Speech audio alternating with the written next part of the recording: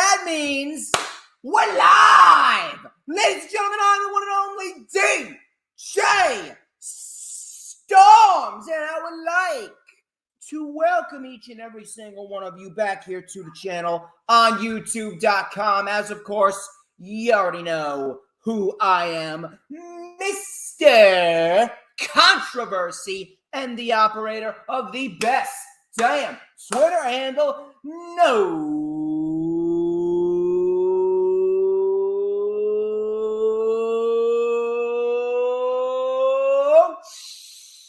wait for it. Wait for it.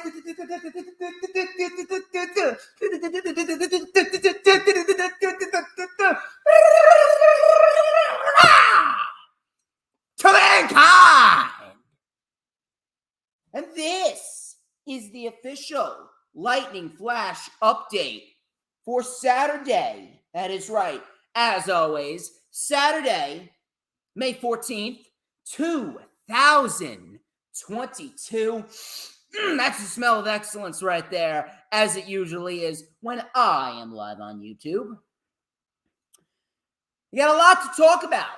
Lots to talk about, as per usual, as we get closer and closer into the summer months of 2022.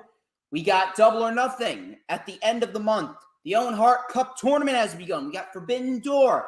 WWE is planning a summer without Roman Reigns, as he is taking a 10-week vacation, supposedly. He won't be at the Hell in a Cell pay-per-view, but he will be at Money in the Bank and SummerSlam. We could also potentially see Lacey Evans turn heel. Bray Wyatt may never return to pro wrestling ever again. And as, of course, we got our weekly show reviews, minus NXT, of course, because let's be real, fuck NXT. NXT sucks. NXT absolutely sucks. But we have a lot to get into. A little bit of a light crowd. I'm guessing it's because people want to actually go out there and enjoy the nice weather. It's hot as hell here in New Jersey. It really is. It's actually almost 80 degrees, I believe. It's almost 80 degrees outside. I am already sweating just sitting here. It is really, really, really starting to feel like summer, even though it's only the middle of May. But I guarantee you that we're going to start getting these warm days a lot more often. I think I may have to start wearing some muscle tees. Sooner rather than later. But regardless of that, I greatly appreciate everyone watching. I see Earl Cole is in the chat. Thank you, Mr. Earl Cole, for popping on in and showing DJ Storm some support. I greatly appreciate you. Like I said, we have a lot to discuss, but first things first, before we get into anything, I want you guys, if you haven't already done so, please make sure that you follow me on Twitter and Instagram. Both of those social media platforms have me as @HistoryMakerDJS. That is @HistoryMakerDJS. As it's stated right there, please go and check those links out. They are in the description of this very stream. You can add me on Facebook as well. That link is down below. And of course, the link for collaborations and business inquiries. My email is, of course, StormsTakeOver@gmail.com, like the official DJ Storms business page. And I may just send in an invite to join the official DJ Storms Posse group on Facebook. Earl Cole's in the chat. He is a senior administration member of the DJ Storms Posse Facebook page. Only the elite members of the DJ Storms Posse are in the Facebook group. So if you want to be a part of that, you got to like the business page. You got to send me an email. You got to make sure that I know that you are an elite member of the DJ Storms Posse, and you can come on into the Facebook group. Also, I was at the Independent Superstars of Pro Wrestling Rockin' Wrestling show in the Menon Arena in Morristown, New Jersey. I had a very fun time there. I got to see Brutus the Barber Beefcake.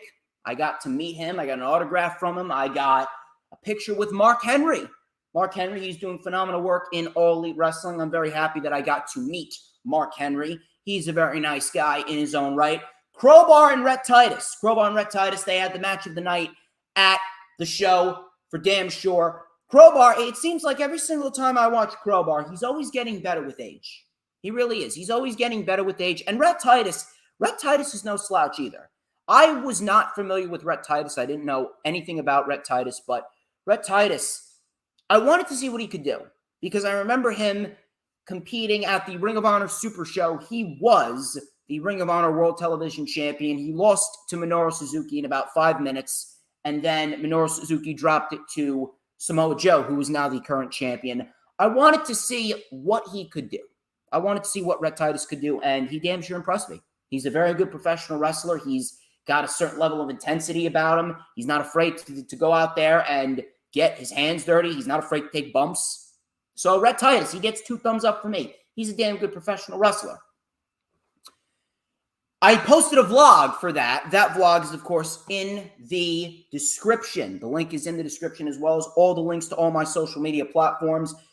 If you haven't already done so, I don't know what the fuck you're doing, but you need to like the stream. When you come on in, you hit that like button. It is ultra important. And when you hit the like button, you need to share out the stream on all platforms of social media, whether it be Twitter, Instagram, Facebook, Pinterest, Tumblr, Snapchat, TikTok, whatever social media platform that you may use.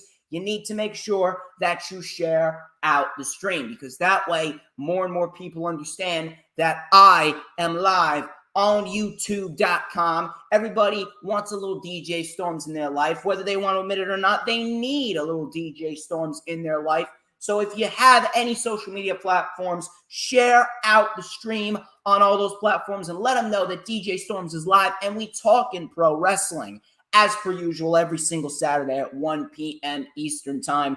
Please make sure to hit that subscribe button if you haven't already done so, and be sure to hit that notifications bell with a huge coup de grace. That way you will know whenever I pop up on YouTube, because whenever I pop up on YouTube, baby, it is the best time to be on YouTube. It is the only time where you get to see this glorious sideburn chin strap combination and this beautiful mustache right here. This is Earl Cole's favorite part of the stream, actually. So I know he's going to love this right here. Look at this. Take a look at this, baby. Look at this.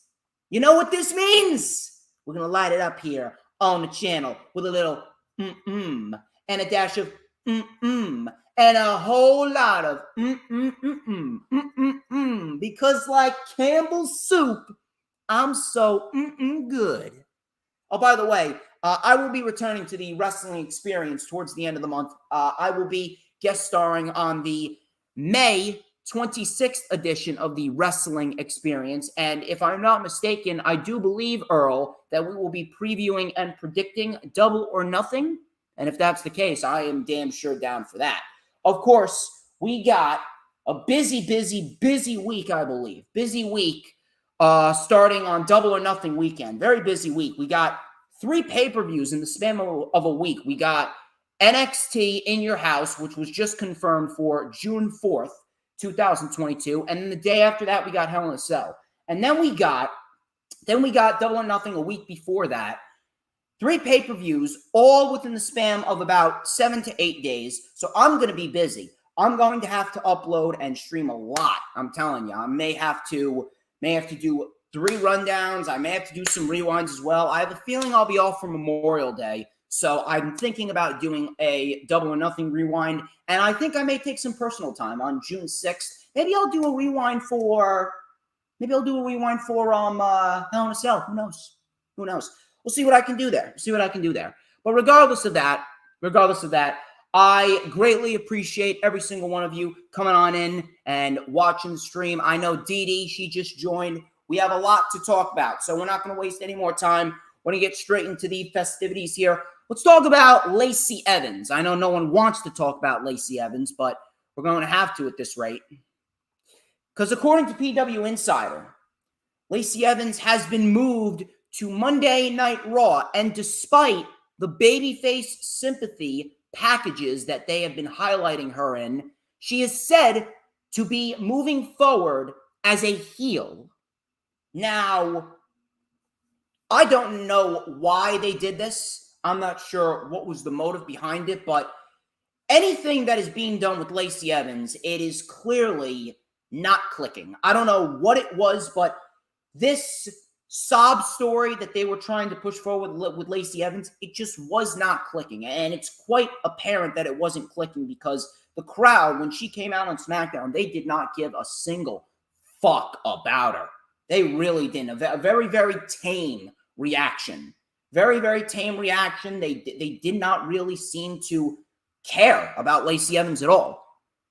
After a while, it just became very repetitive. It became very forced. It became very unnatural. Regardless of whether or not this shit is true, it just was not working. It wasn't working. So maybe going forward, her as a heel is probably the best route to go. But now you're pretty much insulting the intelligence of the audience that is watching you. You put forth these babyface sympathy video packages for Lacey Evans, trying to make her the top babyface, and now you're saying, no, she's going to be a heel now. How are people supposed to be invested? How are people supposed to care about Lacey Evans if you cannot even decide yourself what direction you want to take her? How are people supposed to invest their time if they are just as confused as you are? You need to pick a solid direction and stick with it. Now, obviously, maybe it's for the best that she turned heel because this babyface shit, it was not working. Like I said, it didn't come off as natural. It came off as very, very forced. So maybe the crowd would have rejected her if she came out as a babyface. So maybe her being a heel is probably best for business. So that way, she'll be booed regardless. That way, she'll be booed when she comes out, and more likely than not, everything will be okay. But at the end of the day, Lacey Evans, she's always been a terrible professional wrestler. I have seen no improvement from Lacey Evans since she got called up from NXT. Matter of fact, she's gotten worse since she came up from NXT. She was actually pretty decent in NXT. She was bearable in NXT. But ever since she got to the main roster, I don't know what it was. Every single match that we've seen her in, she got worse and worse and worse. If you can't even have a good match with Bayley, if you can't even have a good match with Sasha Banks, what the fuck are you doing? And I don't know if it's because of WWE's shit booking or if it's because she's just that terrible. I don't know. But she's a heel now going forward. But at the end of the day, it's not really going to mean much. She's no better in the ring than Dana Brooke. She's no better in the ring than Tamina Snuka. She's no better than Alexa Bliss. They all suck. They all belong in the Divas era. They can't wrestle to save their fucking lives. And here's another question. Who the fuck are they going to have on SmackDown to fight Ronda Rousey? Because we just had Raquel Rodriguez, formerly known as Raquel Gonzalez. She challenged Ronda Rousey. She lost.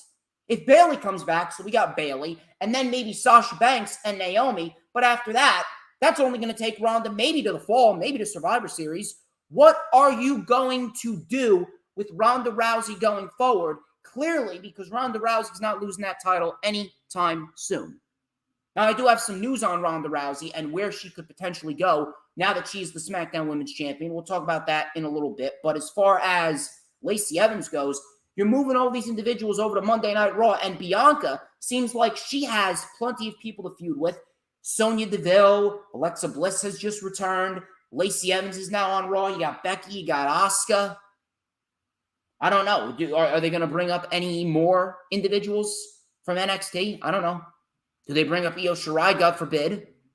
But Bianca seems like me, even Doudrop. I'll even say Doudrop. Because Doudrop, she's a decent wrestler. The name's a fucking career killer, but she's a decent fucking wrestler. Bianca actually has somewhat of a division to work with. Ronda Rousey, she's got nobody. Bayley, Sasha, Charlotte. That's it. Bayley, Sasha, Charlotte. Over there on SmackDown. It's going to be a revolving door. Whenever Ronda Rousey decides to drop that championship, or whenever WWE decides that Ronda's going to drop the title, it's pretty much it. I don't know what their plan is. And to be quite honest with you, they don't even know what their plan is. They don't even know what their plan is, because if they had a solid plan for Lacey Evans, then they wouldn't have been doing 6 weeks worth of video packages on SmackDown only to move her to Monday Night Raw and change her from being a sympathetic babyface to being a heel. Let me tell you something. Whenever Lacey Evans returns to the ring, it is not going to be well received at all. Lacey Evans is just a detriment. She's a detriment to the women's division. She's exactly what the women's division doesn't need. Her, Alexa Bliss, And Tamina and Dana Brooke and Charlotte Flair, they all need to go. They all need to go. They add no value to the division at all. Charlotte Flair is the most bearable because unlike the other four, Charlotte can actually wrestle, but she's been in the title picture way too much. If she is to remain around, she needs to take a major backseat.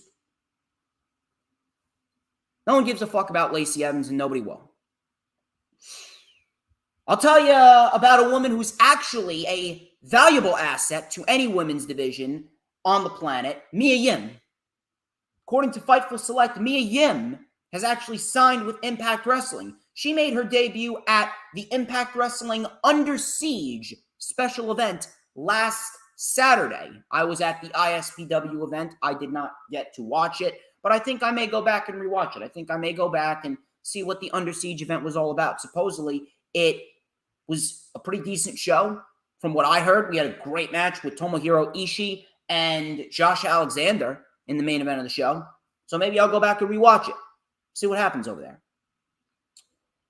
But Mia Yim, she signed a short-term deal with Impact. 6 months, I believe, if I'm not mistaken. And you know what? If that's the case, then I think that Mia Yim could be a pretty viable asset to the AEW, or not the AEW, the Impact Women's Division. Impact, obviously, has the best women's division in the world.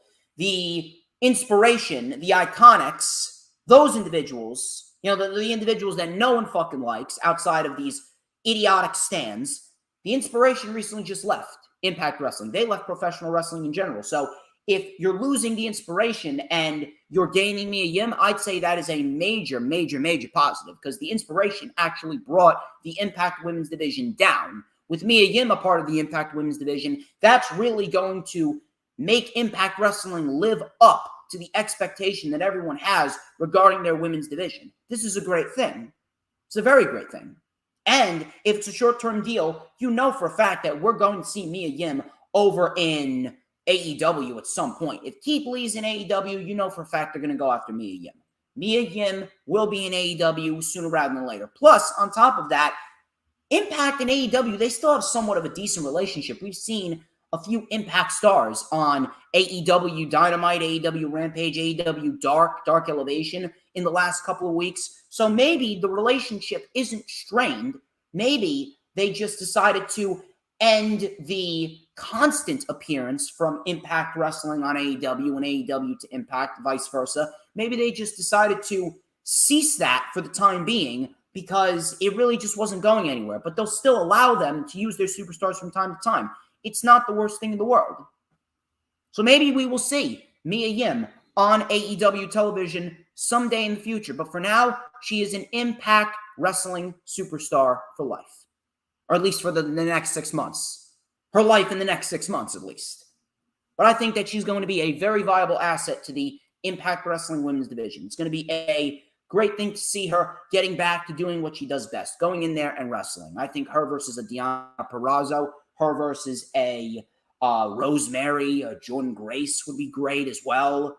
Havoc, a Mickie James. Maybe we see Mia Yim versus Tasha Steelz for the Impact Knockouts Championship. Maybe we see Mia Yim win the title off of Tasha Steelz. I would like to see that. I think that'd be great.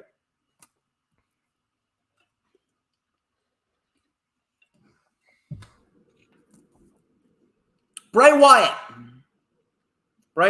Wyndham Rotunda.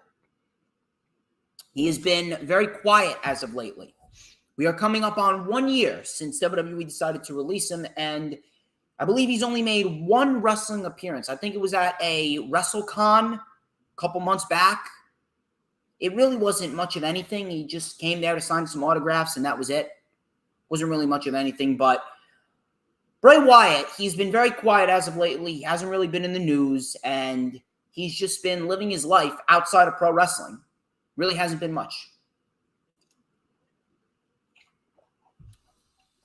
But this week, he was actually in the news a lot. One piece of news came from the Wrestling Observer newsletter, which stated that Wyatt was making $4 million a year by the time he was cut. He was the third or fourth highest paid wrestler when he was there. So that right there just goes to show you that WWE doesn't give a shit about how much money you're making. If you are not valuable in their eyes, they will cut you no matter what, regardless of whether or not you're making money. It's quite fucking pathetic.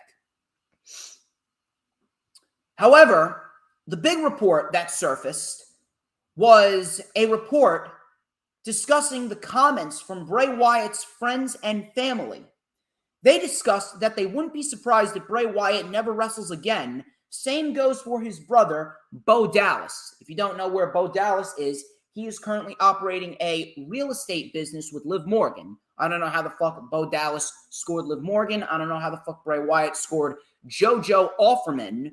But holy shit, they are two lucky motherfuckers.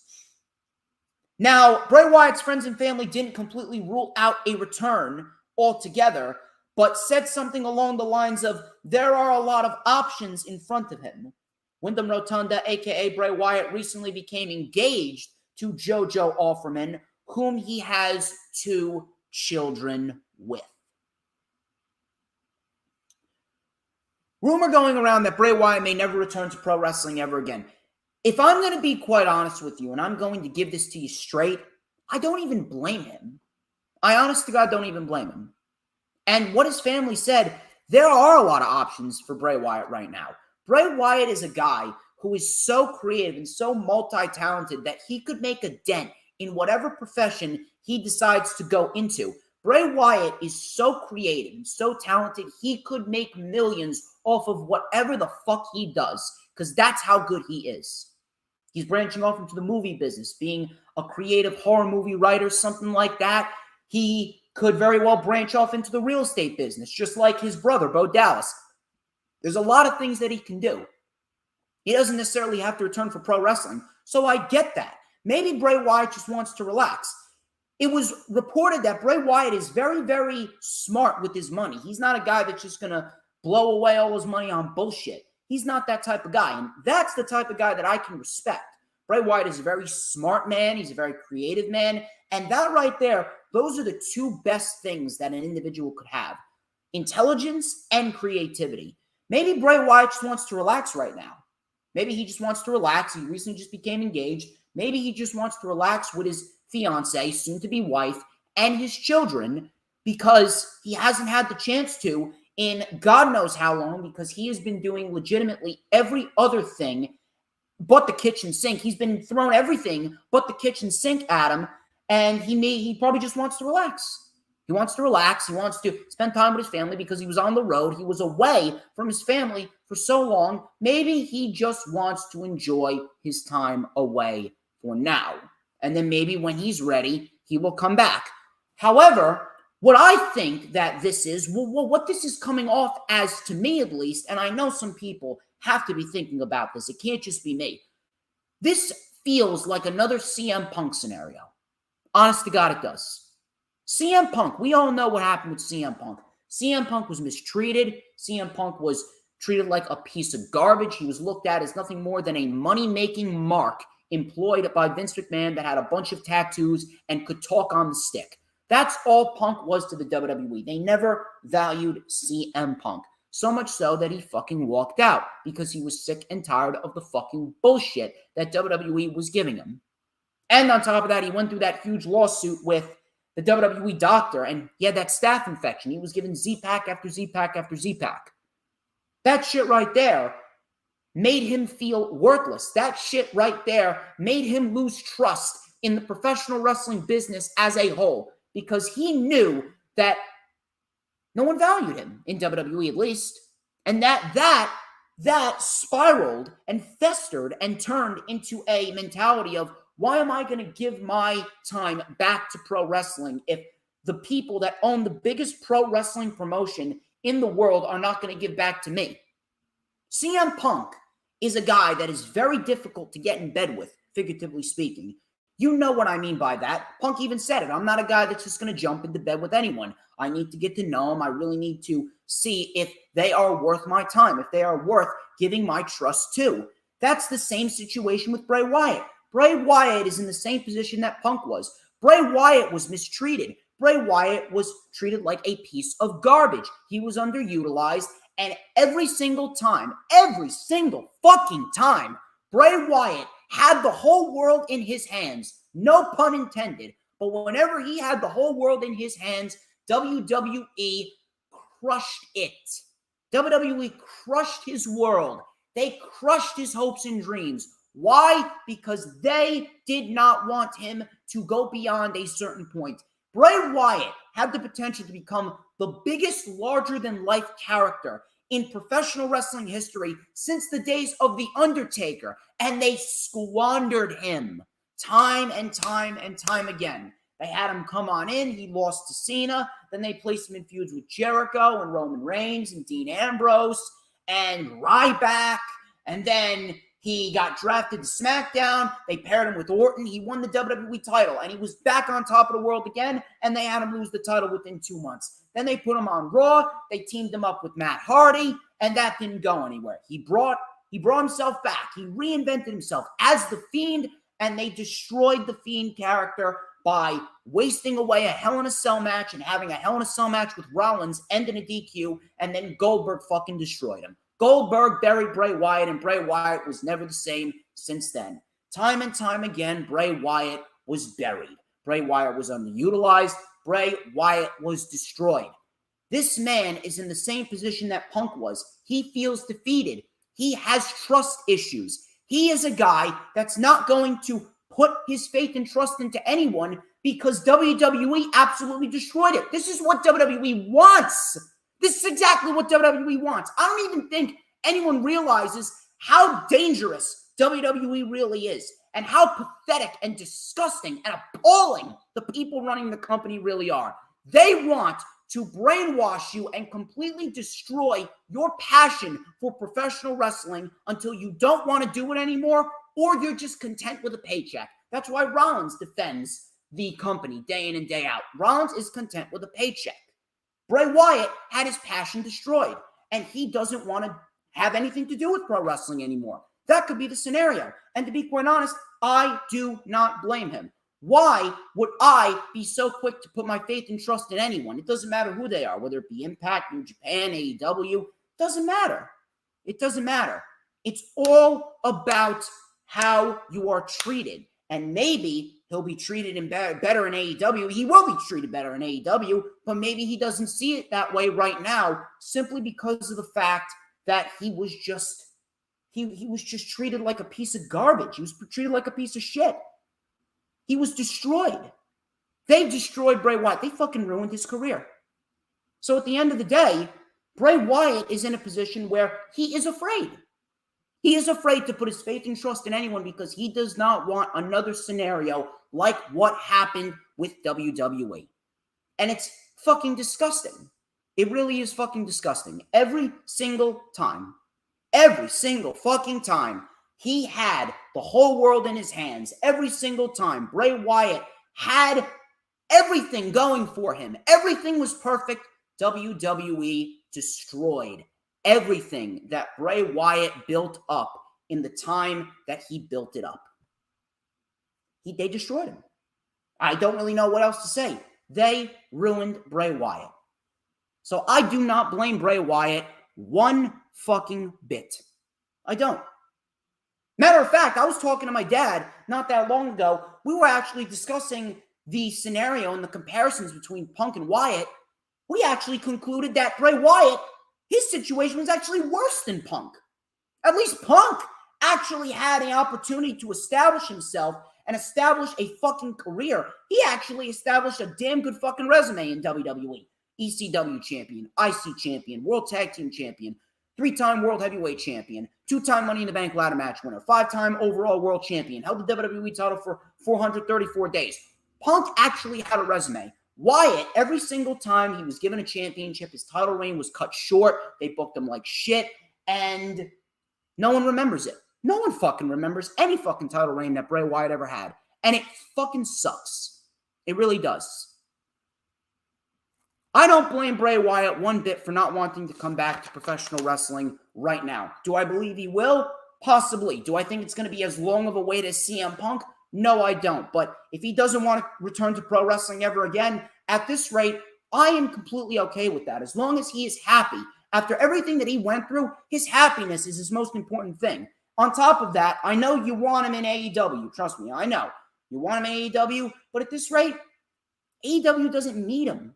AEW does not need Wyndham Rotunda. AEW is doing just fine right now. AEW is the best professional wrestling promotion on the face of the planet. They are killing it week in and week out. We have not had a bad AEW show in God, no. We've never had a bad AEW show. There's been some lackluster ones, but we've never had a bad AEW show. Week to week to week, we have great pro wrestling. AEW is the home of professional wrestling. And if you're not a fan of AEW, then you're not a fan of professional wrestling, plain and simple. Bray Wyatt, he doesn't need to go to AEW, and AEW doesn't need Bray Wyatt. As long as he's happy, that's all I care about. And that's all anyone should care about. I wish Bray Wyatt the best, and I hope that he is happy.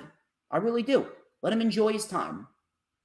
When he's ready to come back, he'll come back. If he doesn't, so be it.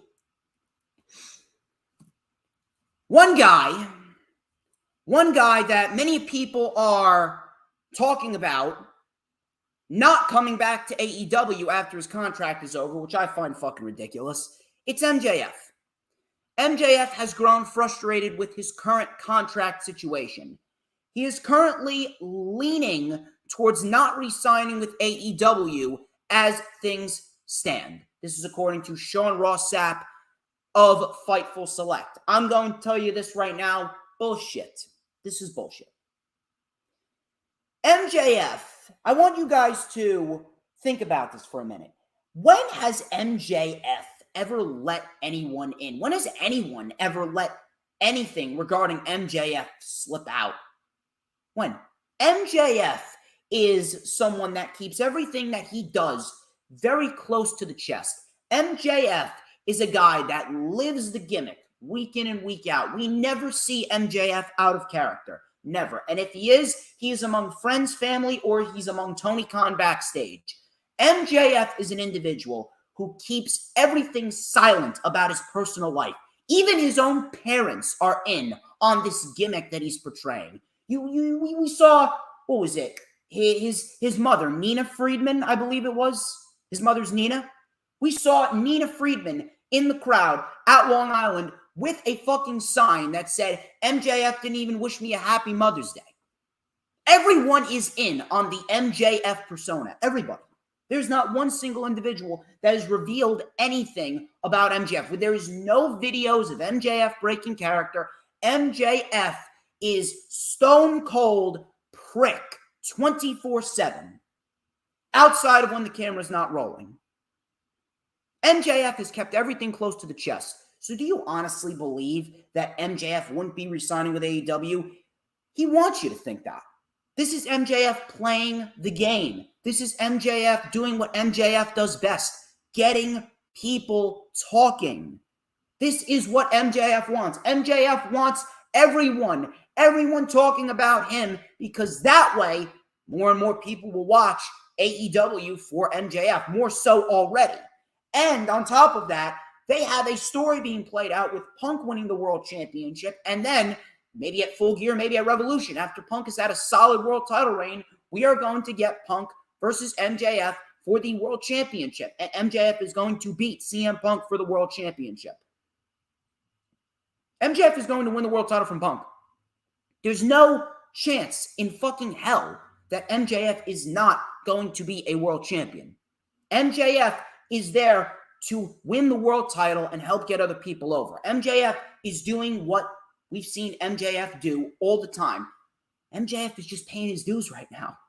MJF is just simply paying his dues. He's simply paying his dues, and once he's done paying his dues, he put over Punk, he helped put over Jericho, he's going to help put over Wardlow as well. At the end of the day, we are going to get MJF gaining some wins, and he will be the world champion by the time 2023, maybe 2024 hits. He's going to be the world champion within at least a year. This is what MJF wants. This is what AEW wants. Everyone wants people in the pro wrestling community. The people in AEW want the people in the IWC talking about MJF, talking about AEW. This is what they want. People need to calm down. Cody is a different type of scenario. Cody's already a made man. Cody did everything that he possibly could. The only thing that he couldn't do was win the world championship. And that was simply because of the fact that, hey, if he lost to Jericho, he would never challenge for the world title ever again. He lost to Jericho, there you go. That's not the end of the world. But at the end of it all, what it ultimately comes down to with Cody is Cody being a guy that did everything he possibly could. He was at a different stage in his life. He wanted to go to WWE simply because he wanted to branch out and do other things. Plus, the ball was in WWE's court to give Cody what he wanted. Because if Cody didn't get what he wanted, Cody could say, okay, fuck you, I'm not going. And WWE knows this is a major opportunity for Cody Rhodes. A major opportunity for Cody Rhodes to be the deciding factor in what happens going forward with WWE and their future. Because if Cody's treated right, more and more people will be open to signing with WWE. And more fans could very well be invested in what WWE is doing simply because Cody is being booked well. It's not that fucking hard. But MJF, he's not in the same league as Cody, not yet. Maybe when MJF is in his 30s, maybe, but MJF is not at that level in which Cody's at right now. Plus, if they allow MJF to do what he did in AEW, then maybe I'd be more prone to seeing MJF in WWE. But Cody Rhodes right now, even though he's had the same presentation, his promos have been a little tame. Now, that's not the end of the world, but I'm keeping my eye on it because I don't trust WWE. Unless Cody's treated 100% correctly, I am not going to be open for anyone else joining WWE. MJF is not going to be joining WWE anytime soon. Maybe when he's in his 30s and he's had a nice solid run in AEW and he's done everything that he could in AEW, yeah, let him go to WWE. Let's see what he can do. Besides, AEW has a loaded fucking roster. It's not the end of the world because AEW is in a position where if they lose a person here or a person there, they have other individuals to fill their spots. They have plenty of people to fill MJF's spot as a top-tier heel. They're not going to be as innovative or as original as MJF, but MJF would be castrated in WWE. He's not going anywhere. People are doing this. People in AEW are doing this, and this is coming out for a specific reason. Fightful and Sean Ross Sapp is being fed bullshit because this is what AEW wants. MJF and AEW, they want you to be talking about him, and they want you to think he's going to do something else, because then it makes MJF that much more interesting. What's he going to do next? What's he going to do next? What's he going to do next? They want to keep you guessing as to what MJF is going to do next. Simple. It's not the end of the world. MJF is not going anywhere.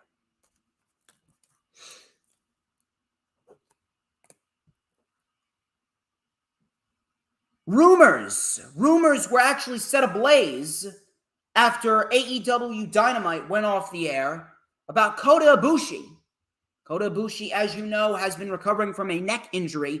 Supposedly, he was fired by New Japan Pro Wrestling. Now, Meltzer took some time to respond, and he said, he didn't actually say it, but he implied that he hasn't been fired yet, but there's a good chance that he's not going to be back. He stated, and I quote, "There's a very good chance that he may be done with New Japan Pro Wrestling." And then the question becomes, what happens next?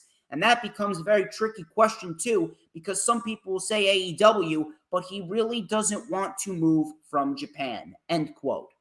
Obviously, Kota Ibushi has been calling out New Japan for their associations with some bad companies. I think one of these bad companies is Yakuza. I don't know what's going on there. And to be quite honest with you, I'm not really trying to dig deep into what's going on there. It's not really my business at this rate. But at the end of the day,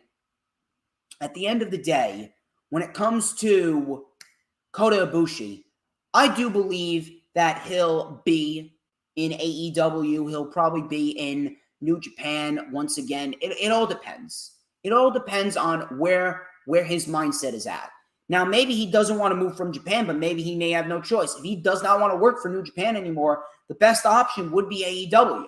And it's a possibility we could see him in AEW. Maybe we see him at Forbidden Door. If we see him at Forbidden Door, maybe that could very well be a test run for Kota Ibushi to see, oh, do I want to move from Japan? Maybe I'll move from Japan. Maybe I'll go to the United States. Maybe I will join AEW. It all depends on how he wants to do things. It all depends on his mindset and what he feels is best for his career. Maybe he goes into a different profession. Maybe he goes into another Japanese wrestling profession. I don't know what other major Japanese wrestling promotions there are outside of New Japan. I don't. We're going to have to wait and see. Kota Ibushi, this is a scenario where I can't give you a clear-cut answer. It's a wait-and-see type of deal. So we'll see what happens there. Ronda Rousey, she recently won the SmackDown Women's Championship at WrestleMania Backlash, which was actually a pretty decent wrestling show. I'm not going to lie. There was some pretty damn good wrestling on the show from top to bottom. Cody and Rollins, we got Styles and Edge, and then there's Ronda and Charlotte, and then the main event was really fun. So WrestleMania Backlash, that show was actually better than the Royal Rumble, the Elimination Chamber, and WrestleMania Night 2, all combined. So Ronda Rousey won the title, and according to the Wrestling Observer newsletter, Charlotte Flair is expected to return in the summer to get her revenge on Ronda Rousey. I mean, that is pretty obvious. I don't see why Charlotte Flair wouldn't return for revenge on Ronda Rousey. I can absolutely see her either facing off against Ronda in a rematch either at SummerSlam or at WWE Clash at the Castle. The only individual that I can see Ronda facing for the time being until we inevitably get the match with Ronda and Charlotte in a rematch is Ronda and Bayley. Bayley is the only one that I can see right now actually coming back and feuding with Ronda for the time being, going into Hell in a Cell and Money in the Bank before Charlotte comes back. She can get her rematch either at SummerSlam or at Clash at the Castle. You know WWE is going to want to have Ronda for both of those shows. That's also a wait-and-see type of deal, but this is something that we should have expected. Because Charlotte Flair, whenever Charlotte Flair is on WWE television, you know that they're going to put her in a title picture because that's just what they do. It sucks, I know. Both of them are equally terrible. But when Charlotte's off TV, I'm going to enjoy that shit. I'm going to enjoy it for the time being. Goodbye, Charlotte. We hope that you take another 7-month vacation like you did the last time.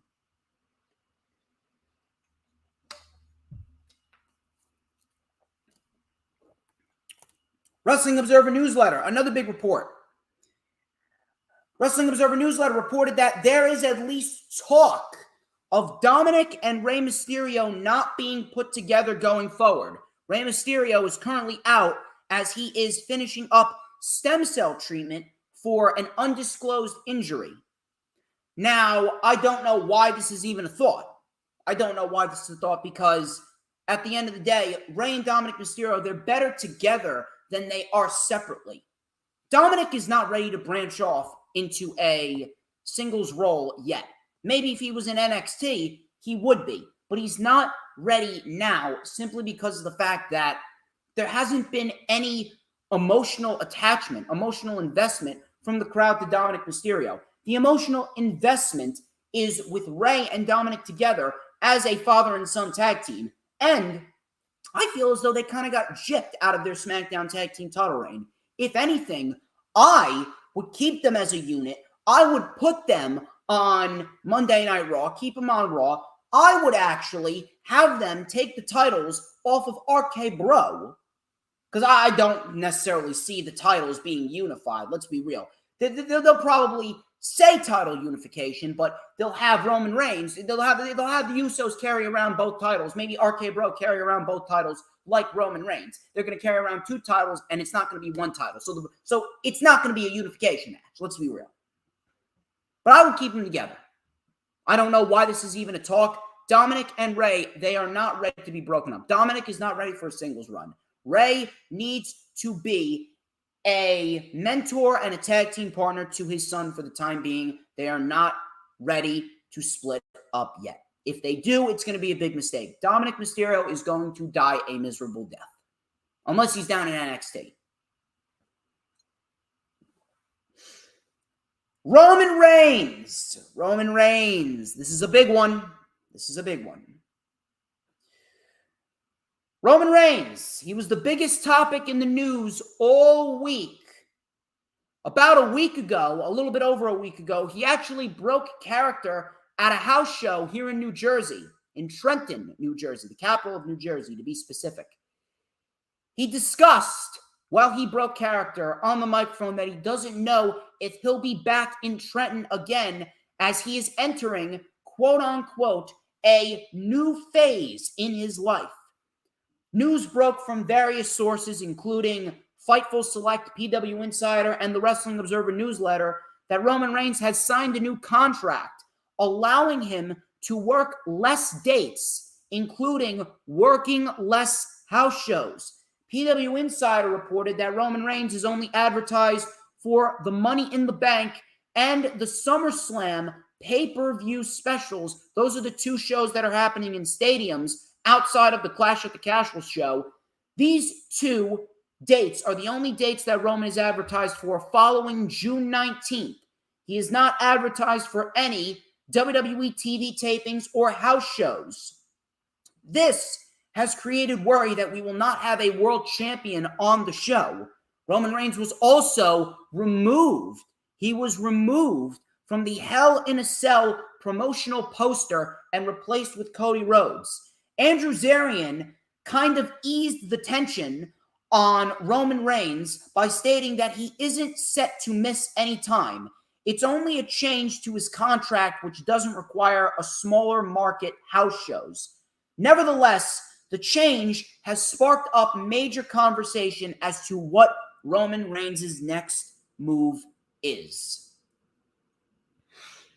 There's a lot to go into this. There's a lot to go into this. And to be quite honest with you, I really don't know how to attack this because there's a lot of things that I want to say and there's a lot of things that need to be said regarding this. But it's pretty obvious what's going to happen. It's pretty obvious what's going to happen. Roman Reigns, sooner rather than later, as you can tell by the thumbnail and by the title of the video, Roman Reigns is going Hollywood. Roman Reigns is going Hollywood sooner rather than later. So essentially, we may be looking at a 10-week run that is similar to Brock Lesnar, when Brock Lesnar had the Universal or the WWE Championship. Here's the problem. The problem is not Roman Reigns. Roman Reigns, I have no problem with Roman Reigns going Hollywood. I have no problem with him working these two house shows. I have no problem with that. Here's the problem that I have. The problem that I have is how they have treated Roman Reigns and how they have booked him. And this has been the main problem with WWE for decades, ever since the Attitude Era ended. WWE has had the same problem week in and week out. What it ultimately comes down to is WWE not knowing how to properly book their talent. They don't know how to run a wrestling show. Roman Reigns was a hand-selected guy. He was a guy that they wanted to put all their effort into. And I have no problem with you putting all your effort into a guy that you see potential in. I have no problem with you putting effort into Roman, but you can't just neglect everybody else. And that has been the main problem for years. You did the same thing with Cena. You did the same thing with Roman. You have put all your effort into one guy, and you have neglected every single other superstar on the show. You did it in the women's division. You do it in the tag team division. You do it in the men's division. Look at the women's division. They have put all their effort into Charlotte, Becky, and Alexa. That's it. Charlotte, Becky, Alexa. That's it. Even Sasha and Bayley have had their fair share of underutilization. They've had their fair share of mistreatment. Look at the tag team division. New Day and Usos. That's it. I don't ever want to see the New Day as tag team champions again. They've overstayed their welcome. They should have broken up years ago. Same thing with the Usos. No more tag team title reigns for the Usos. The only thing that I would genuinely be interested in for the Usos going forward, after they inevitably lose the SmackDown tag team titles, put them down there in NXT. Put them with Solo Sikoa. That would be great. Solo Sikoa is North American champion. Usos as NXT tag team champions. That I'd love to see. That is intriguing. But the Usos and the New Day, we've seen them as tag team champions how many fucking times? It's done. It's over with. We want new blood. Then we got Roman Reigns. You did the same thing with Roman Reigns as a heel as you did with Roman as a babyface. You put all your effort into one guy and you neglected everyone else. No one feels special. Nobody else was protected. No one was made out to feel like a big star. And you have built up nobody else in the last God knows how many fucking days that Roman Reigns has held that to over 620 days. You have built up nobody at all, 0 individuals to take Roman Reigns' spot. I'm sorry, but that shit and the booking tactics of WWE from 10, 20, 30 years ago, that shit don't work now anymore. What it's all about is the overall show. You take a look on AEW television, Tony Khan has been shitting out new stars since the day he started AEW. Tony Khan has made a show in which everybody on the show, even down to fucking Hook, Danhausen, and Tony Nese, everyone has a role and everyone feels important. You can't say the same about WWE. It's Roman Reigns, Brock Lesnar, Charlotte, Becky, Ronda, and nobody else.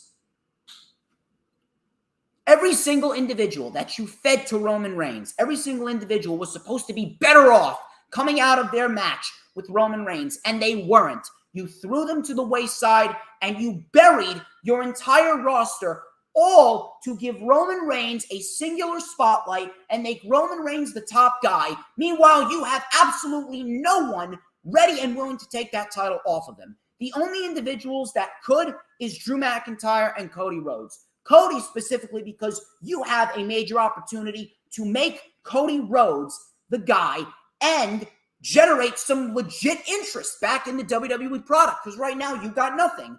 But of course, what if Cody Rhodes never went to WWE? They'd be stuck in the same scenario.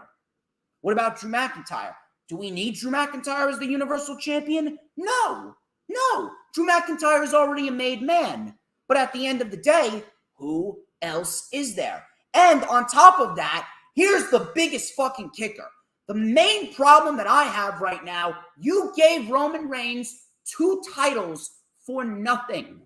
You wasted all of our times for 8 months with a Roman Reigns-Brock Lesnar feud, ultimately to give Roman 2 titles, and you don't even end the brand split.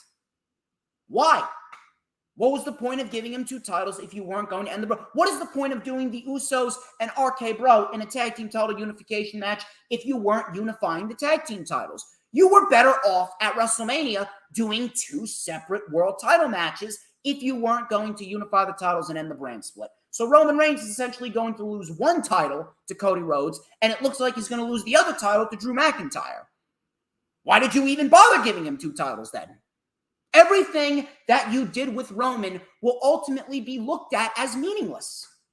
Roman Reigns and his title reign was completely fucking meaningless. It was a complete fucking failure because you built up nobody else to help aid Roman Reigns. A champion is only as good as the individuals that he has to face. In hindsight, if you really want me to be real, Hangman Adam Page has had a better title reign than Roman Reigns. You want me to tell you why? It's because Adam Page has actually had credible challengers to help aid him.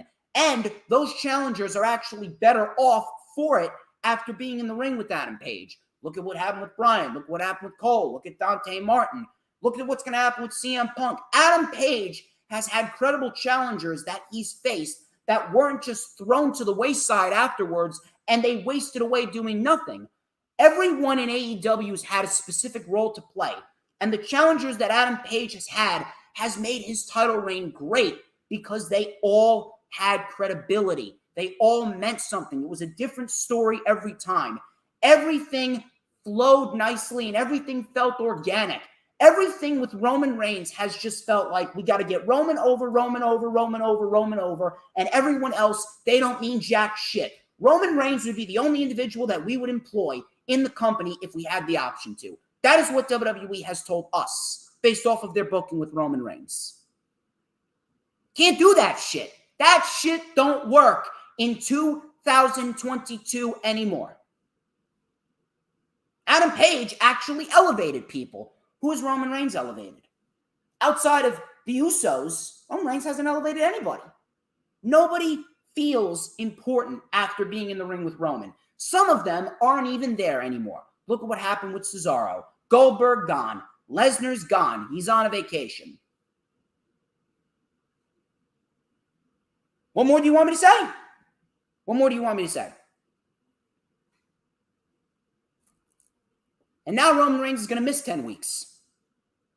This is what happens when you haven't built anyone else up. I know for a fact that this shit was not just out of the fucking blue.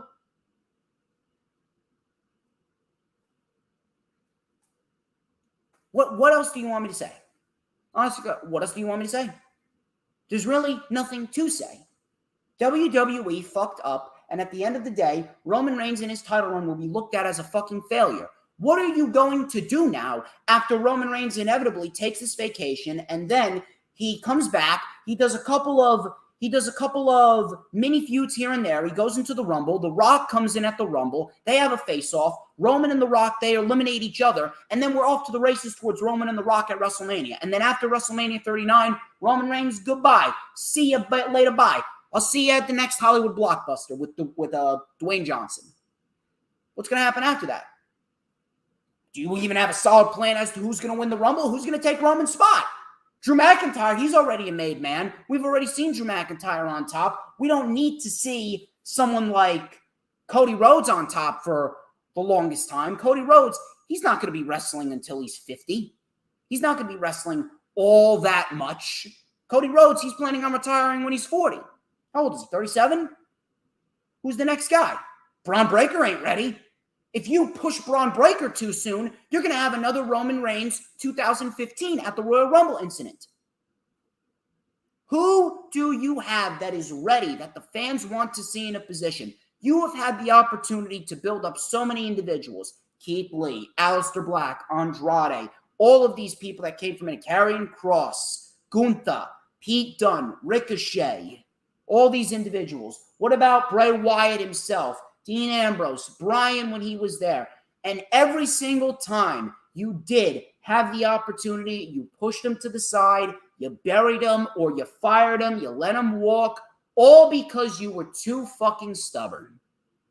Every single time you had the chance, you should be thinking 5, 6, 7, 8, 9, 10, 11, 12 moves ahead. You relegated LA Knight to being a fucking manager for Mace. You relegated Mustafa Ali to being a jobber. Austin Theory, he's great, but he's not going to be ready for a good while now. That's why you gave him the United States Championship, because he's not ready.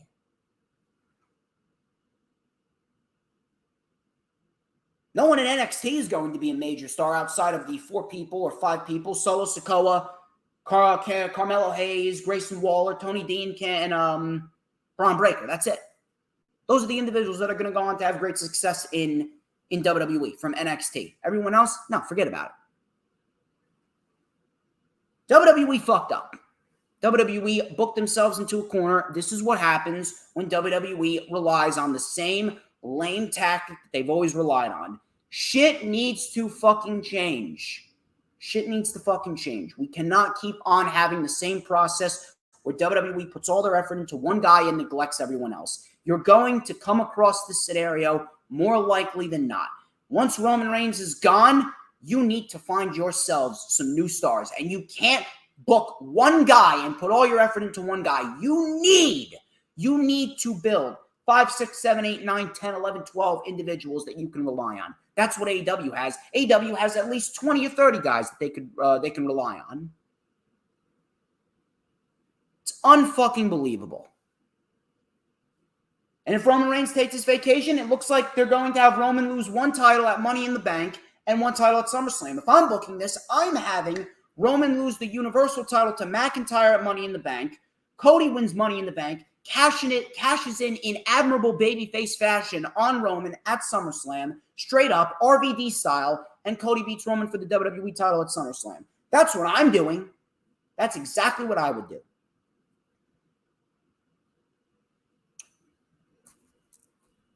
Those are your news, rumors, and reports. And I greatly appreciate all of you sticking around. Looks like we got a good turnout after all. Take a look at this chat. It is rocking and rolling. We got Kid Wonders Gaming and live stream. We got Lisa, DJ Sums, Earl Cole, Kevin Fiola. We also got Dee. Got a lot of good people in the chat. We got Hologram, Adam Carl. You guys are fucking awesome, and I greatly appreciate every single one of you. If you haven't already done so, please make sure you are smashing that like button when you come on in. You smash the like button, and you share out the stream on all platforms of social media. It is very, very vital. I greatly appreciate every single one of you. We're going to get into the weekly show reviews. We got a lot of weekly shows to dissect and talk about. It's going to be good. It's going to be good. Let's talk about it, shall we? Let's talk about it. Monday Night Raw, as per usual, Monday Night Raw absolutely sucked. Monday Night Raw sucked. It sucked. RK Bro kicked off the show, and they discussed losing to the Bloodline. Orton, he talked about Roman Reigns tearing up the contract because he knew that the Usos can't hold the candle to RK Bro, and we want the SmackDown Tag Team titles. Matt Riddle then said, the Tribal Chief has no confidence whatsoever. So I actually like when Matt Riddle gets serious. Matt Riddle has been getting a little bit more serious as of lately. I like that. I really do. But Street Profits came out. They discussed beating RK Bro. Street Profits are up. We want the smoke. Matt Riddle said, RK Bro 420 said, I just smoked your ass. Typical shit. We get a Raw Tag Team title match. Listen, we've seen this shit time and time again. It was a decent match, but I mean, how many times can we see the same shit? And then people want to say, oh yeah, the brand split, it should not end. Really? You're okay with seeing this match 20 times all fucking year? How many times have we seen it? How many times? It needs to fucking end. I'm sick and tired of seeing it. Street Profits versus RK Bro for the Raw Tag Team Championship. This was a very technical start. Dawkins came back with a back elbow for 2. Orton then with a tag. At 10 punches in the corner. We had a tag to Matt Riddle, followed up by an assisted floating bro. Ford then came in with a huge tope con hero on Riddle. Coming back from commercial, we had Riddle isolated. We had a tag to Randy. He lit up Dawkins with a snap power slam. Ford and Dawkins were down. We had a draping DDT, a tag to Riddle. Riddle hit the final flash, knee strike, and a PK to Ford. Riddle then accidentally took out Orton with a floating bro. We had a tag to Montez Ford. We had the cash out frog splash combo. I thought the Street Profits won the titles right then and there. Randy saved the match just in time. Ford hit a very nice enziguri. He then went up to the top. Riddle with a mid-air RKO looked beautiful, and they retain the tag team titles. Decent match. We've seen it time and time again, but I will say this. RK Bro, they are the hottest act in WWE right now. They have really hit their stride. The crowd loves them. They are great at what they do. And if I'm gonna be honest right here, if I'm gonna do this tag team title unification match, I'm giving the tag team titles to RK Bro. We've seen the Usos plenty of times in the spotlight. I'm giving those titles to RK Bro. RK Bro, the hottest thing, or the hottest babyface act in WWE right now. And I would absolutely give them the undisputed tag team titles. They could really do some damage. I'd love to see him against the Viking Raiders. I'd love to see him against Los Lotharios. I'd love to see him against someone like maybe the Creed brothers from NXT. You could really get creative if they want to. Will they get creative? No. But I would give RK Bro the tag team titles. Absolutely. Kevin Patrick, he interviewed Austin Theory. They were actually out on the stage, like the classic 80s interview on the stage. Theory then said, do I look like I need to prepare, Kevin? I could do this all day. I'm barely scratching the surface. I don't give a damn about Cody. The future is the United States champion theory. What kind of theory? The Big Bang Theory? The behaviorist theory? The kinetic theory? The DJ Storms theory? If you're wondering what that theory is, it's DJ Storms is the greatest of all time and everyone else sucks. And that's actually not a theory. That's actually a fact right there. But you get my point. What kind of fucking theory? I will say this. I love the stage interview. We should really have this stage interview as a consistent thing going forward. It had a great, great, great vibe to it. Judgment Day. They're calling themselves now the Judgment Day. Not really sure why we needed to add the in front of it. Matter of fact, it got a little annoying hearing the Judgment Day. Just call it Judgment Day. Seriously. They made their entrance with Rhea Ripley. They looked great. Crowd booed. Edge then said, "We're tired of being sheep like all of you. I'm bigger than the Hall of Fame. Did you care that I fought to get this back?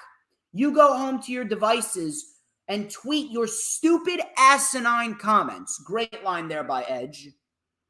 "If you lived in Hartford, you're a moron. No, nobody can touch us." Crowd chanted, "You suck." Priest, then he got on the microphone. I love when Damian Priest speaks. He has a great tone in his voice. He goes, "Together we are something else. Just imagine an instrument of brutality. All rise for the newest member of the Judgment Day, Rhea Ripley." So Rhea took the mic and she said, "Joining Judgment Day was the easiest decision of my life." She said, "I am done signing autographs. I am done being used. That is why I joined the Judgment Day. Liv Morgan, tonight I am going to give you a reason to cry when I destroy you." Edge calls them his Saints of Fate. That's a great fucking name right there. Great, great, great line right there. Great name. The Saints of Fate. I can get used to that. Edge then took credit for splitting up Liv and Rhea, which I actually liked. Edge is like, "I got in the ear of Rhea Ripley, and I actually split up your favorite tag team." I like that. I like that.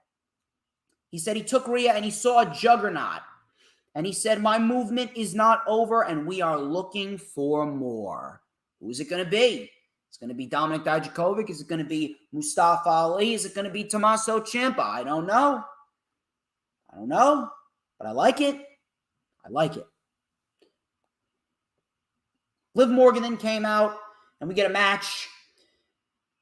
Very, very, very quick. Liv Morgan is nothing more than an enhancement talent. You know what I'm loving right now? I love how everyone was jumping for joy last week. Liv Morgan got the pin in the six-woman tag in the main event last week, and she loses in less than 5 minutes to Rhea Ripley. Liv Morgan is a fucking bum. She'd be lucky if she still has a job by the end of the year. I love Liv Morgan. I want better for her, but she's a bum. She's a bum. Ripley just manhandled Liv Morgan. She locked in a reverse cloverleaf and Morgan tapped. Ripley then attacked her after the bell before Styles and Balor came out, and we get Balor and Priest. This was actually shaping up to be a pretty decent match up until the DQ finish, because it's not WWE television without a fucking DQ finish. That shit needs to end. So, Priest took control with a broken arrow. He wore down Balor. Balor with a tilt-a-whirl Russian leg sweep. Nice double stomp. Roll up for a 2. We had a sling blade. Priest was then sent to the floor. Rhea got in Balor's way when he was going to do a dive. Edge hit a spear. Caused a DQ. Of course he did, because again, it wouldn't be WWE TV without a fucking DQ finish. Edge then sent Styles into the turnbuckle, and we had a high-low combination leg sweep spear by Edge and Damian Priest. Looked great. Looked great. I'm liking it. I'm very much liking it. Maybe we get a 6-person tag. Maybe. But let me tell you something. I don't really expect this to go any other way than Judgment Day getting the win over Styles, Balor, and Liv Morgan, with Balor taking the pin. I would be shocked if Balor and Liv Morgan still have jobs, seriously. Styles is the only one that's going to remain in WWE for the foreseeable future. Liv and Balor are in danger. Trust me, they will absolutely release him if they want to. MVP had a VIP lounge with Omos, the Nigerian Khali, the Nigerian Playboy, Black Great Khali, Omos. Omos. Wow! So he praised Omos. He hyped him up. Cedric Alexander then came out. He was all hyped. He was praising Omos. MVP then said, whoa, so slow down. So Lashley came out. He destroyed the security. He caught Cedric, sent him into the barricade. He sent Omos over the top. Cedric got destroyed, and that was it. Cedric's another one. Who cares about the fucking VIP lounge? Cedric is going to be released sooner rather than later. I would be shocked if he's not. Let's get Cedric over in Impact. I think Cedric in Impact in the X Division would be fucking amazing. Him versus Trey Miguel, Ace Austin, Mike Bailey, a couple of other people in there, Rich Swann. He would be awesome. Especially since they just lost Willie Mack. I would love to see Cedric Alexander in there. Cedric is a great fucking act. Maybe he teams up with Rich Swann. Maybe we get a reunion of sorts, a cruiserweight reunion. Maybe we get those two individuals as a tag team winning the tag team titles. That would be awesome. But either way, Cedric, I don't want him to get released, but he's absolutely getting fired. Sonya Deville, she came out for her match. Adam Pearce came out and he said that the investigation into her code of conduct has concluded and her contract as an official is officially terminated. Good. Took you long enough. Should have never been a thing to begin with. Should have never been a thing. Sonya should have never came back to be an official. She should have always been an in-ring performer. And her opponent was none other than Alexa Bliss. She's carrying around Lily the Doll. She's a goddess Lily the Doll Fiend hybrid combination. It was fucking stupid. So she's coming out with Lily the Doll smiling and waving. She then beats Sonya Deville within 25 seconds. Oh, but hey, Becky Lynch. Oh, I'm sorry. I meant Bimbo Lynch. Hey, Bimbo Lynch. I thought the WWE women were actually presented better than the AEW women. Really now? 25 seconds. Yeah, that's a great presentation, huh? Coming out with a doll. Oh, yeah, Lily. Hi, Sonya Deville. DDT, Twisted Bliss, 1, 2, 3. And then on top of that, to make matters worse, Sonya Deville screaming and crying like a fucking 5-year-old who couldn't eat ice cream before dinner. She's on the outside crying and screaming like a fucking banshee. This was fucking pathetic. Absolutely pathetic. I cannot even begin to tell you how pissed off I am at this. Sonya Deville is an individual that has not only grown into her role as a heel, and I mean a pretty valuable fucking heel in the women's division, but she has worked her fucking ass off to get better. She's worked her ass off to get better. She was terrible when she first came up, but she fucking worked and worked and worked. She busted her ass week in and week out, and she got better. She did not just want to be a Shayna Baszler cosplay. She got better as time went on, and she became a really solid in-ring performer. She was a part of one of the best women's matches of the year so far with Naomi back in January. And this is how you fucking treat her. This is how you treat her. 25 seconds, DDT and a Twisted Bliss. And just like I said, Alexa Bliss, she's nothing more than the female Bill Goldberg. She can do 2 moves correctly, a DDT and a Twisted Bliss, and she gets away scot-free and gets everything handed to her for being a talentless fucking hack. Absolutely fucking disgusting. This just pissed me the fuck off. Sonya Deville should be better off than where she is now. Sonya Deville is a great female performer. and she can play a good heel. Instead, you have her lose in 25 seconds. You had her play this horrendous authority gimmick. And on top of all of that, you had her cry and scream like a banshee, losing in 25 seconds to a talentless hack, a woman who can't even wrestle herself out of a paper bag, a woman who could not even sell properly if she took a punch from a fucking baby, and a baby can barely fucking hit. And you know what? She'll just be like, oh, God. She would be afraid to wrestle a fucking 2-year-old. I don't want to rip one of my hair extensions out. Don't do nothing to my weave. Alexa Bliss fucking sucks dick. And I'm not talking about Ryan Cabrera's. What a terrible fucking display of women's wrestling. This is no better than the fucking Divas era. Ever since they got rid of the meaning diva, and ever since they got rid of the Divas title, all they've done is push divas. Alexa Bliss is a fucking diva. End of conversation. Ezekiel, really, yeah. Another great act. A great act with Ezekiel, right? He's Elias's younger brother. Really, who else is he? What other layers are there to his character? You know, there was actually a video on Twitter of Ezekiel talking about how Elias and him, even though we know it's Elias, but Ezekiel had a promo on Twitter where he talked about him and Elias going to see Shawn Michaels, right? And it really gave us a glimpse into a little bit of a relatable aspect in Ezekiel. Why isn't that shit on Raw? Why aren't you making Ezekiel more relatable? This character is so fucking one-dimensional. And you have Kevin Owens out there dressed up in a fucking gray beard and a wig, calling himself Ken Owens. He mocked Ezekiel. Owens then assaulted Ezekiel. He ranted in Zeke's face, threw the wig down, and Ezekiel and Owens brawled until the Alpha Academy came out and the heels beat down Ezekiel. This fucking sucks. It sucks. Enough of this shit. Get this shit over with. Let's get Owens in something more important. Let's get Owens in a babyface role. Because Owens as a heel right now, listen, there's too many fucking heels. Owens would favor better as a babyface. This heel shit, this comedy heel shit is not cutting it. Let's get some actual fucking layers developed for the Ezekiel character. Make him relatable. And let's fucking get Kevin Owens in a babyface role. I've had enough of this shit. It sucks. Oh, you know what else sucked? I'll tell you what else sucked. Becky and Asuka.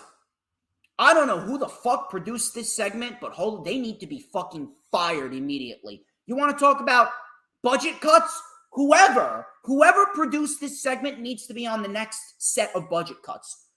They had a backstage segment with Adam Pearce. Pearce walked off after Becky was ranting to Pearce. Asuka then, in the most cringe-like fashion, I don't know what the fuck she was, and people were actually laughing at this. That just goes to show you how fucking retarded they are. Asuka goes, "You gave me the title to be a mommy, but you're not acting like mommy. You're acting like baby."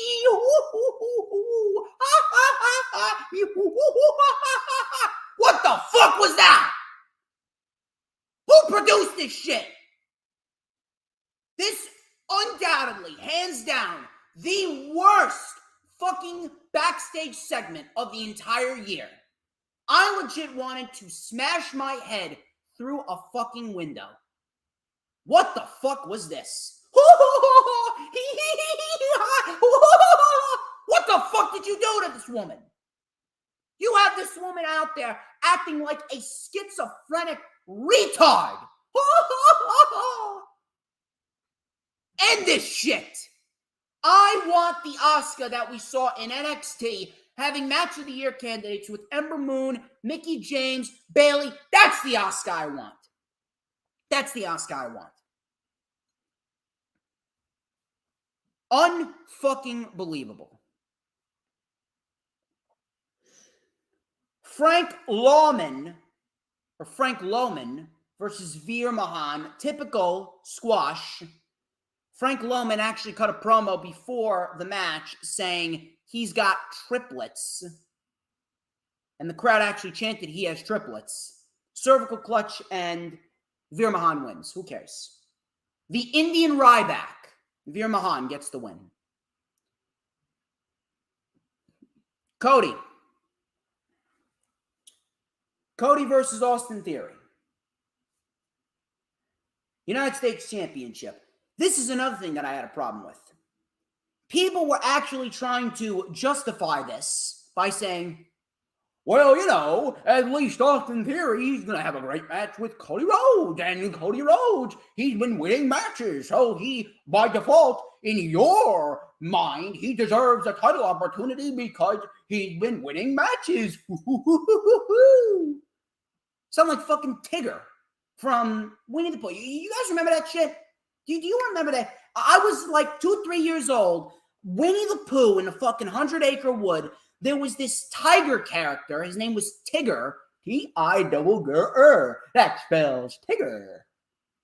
And he had a springy tail and he bounced around. Does anyone remember that shit? Or is it just me? Either way, I remember that shit. But back to what I said. These fucking retards trying to tell me that, oh, it's a good match and Austin Theory, he should be in the ring with someone like a Cody. Yeah, I get it. But you're putting these two individuals in a match in which neither of them can lose. And on top of that, we already knew what the ending was. Well, you know, it's going to end in a DQ. That way no one can lose. Don't book the fucking match. Don't book the fucking match if it's going to end in a DQ. I don't even think you understand how bad DQ finishes in title matches make the championship look, make the champion and the challenger look. It makes them look horrible. End that shit immediately. Cody shouldn't be challenging Austin Theory because A, Theory just won the title, so he can't lose the title now, or else his title reign will be meaningless. And Cody needs to be protected because he should remain undefeated until he wins the world title, and then someone takes that world title off of him. What good was this match other than it being a decent little 14-minute match? Should not have been booked. Enough of the DQ finishes. Stop booking matches in which neither man can lose, and stop justifying garbage. Anyone that justifies this is a fucking retard. The match itself was good. Theory hit a roll-through dropkick for a 2. Theory then took apart the announce table. Cody was on the floor. Cody then dropped Theory on the table. He stood on top of the table. Coming back from commercial, Theory was in control. Cody came back with a power slam. Cody then with a moonsault on a standing Austin Theory for a 2. Theory with a brain buster down to his knee for a 2.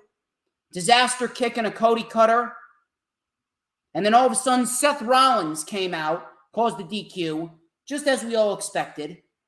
Rollins then attacked Cody and he smashed Cody's head into the announce table before giving him a curb stomp into the announce table. Again, why book the match if it's going to end in a DQ? Neither man could lose. Oh, but Austin Theory is in a match and he's going to look good against Cody. Cody's been winning matches, so he deserves a title opportunity.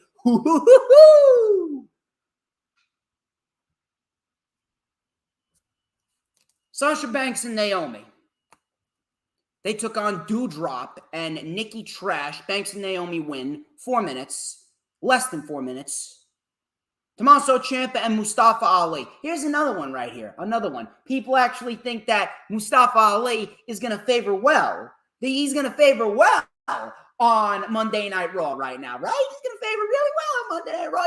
Yeah. Miz was the special guest referee. Miz cost the match. Tommaso Ciampa pinned Mustafa Ali with a reverse DDT. Miz with a quick count, and Ciampa wins. Fucking pathetic. Mustafa Ali continues to get buried. Yeah, but he has plans, right?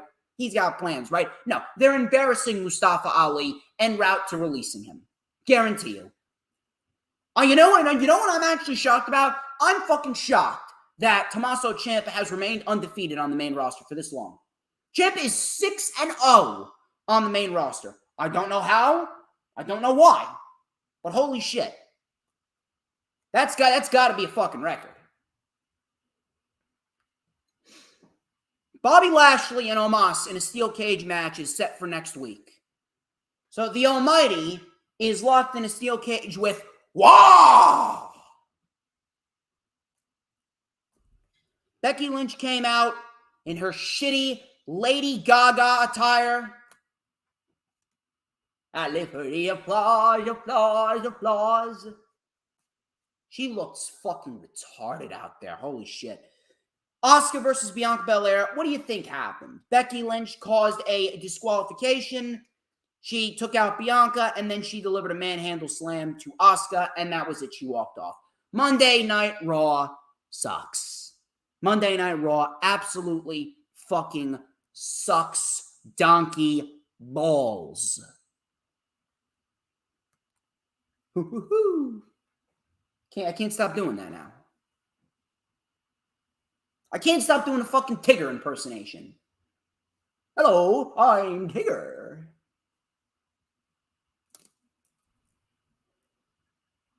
I'll tell you what wasn't balls. I'll tell you what wasn't balls. AEW Dynamite was not balls. AEW Dynamite was great.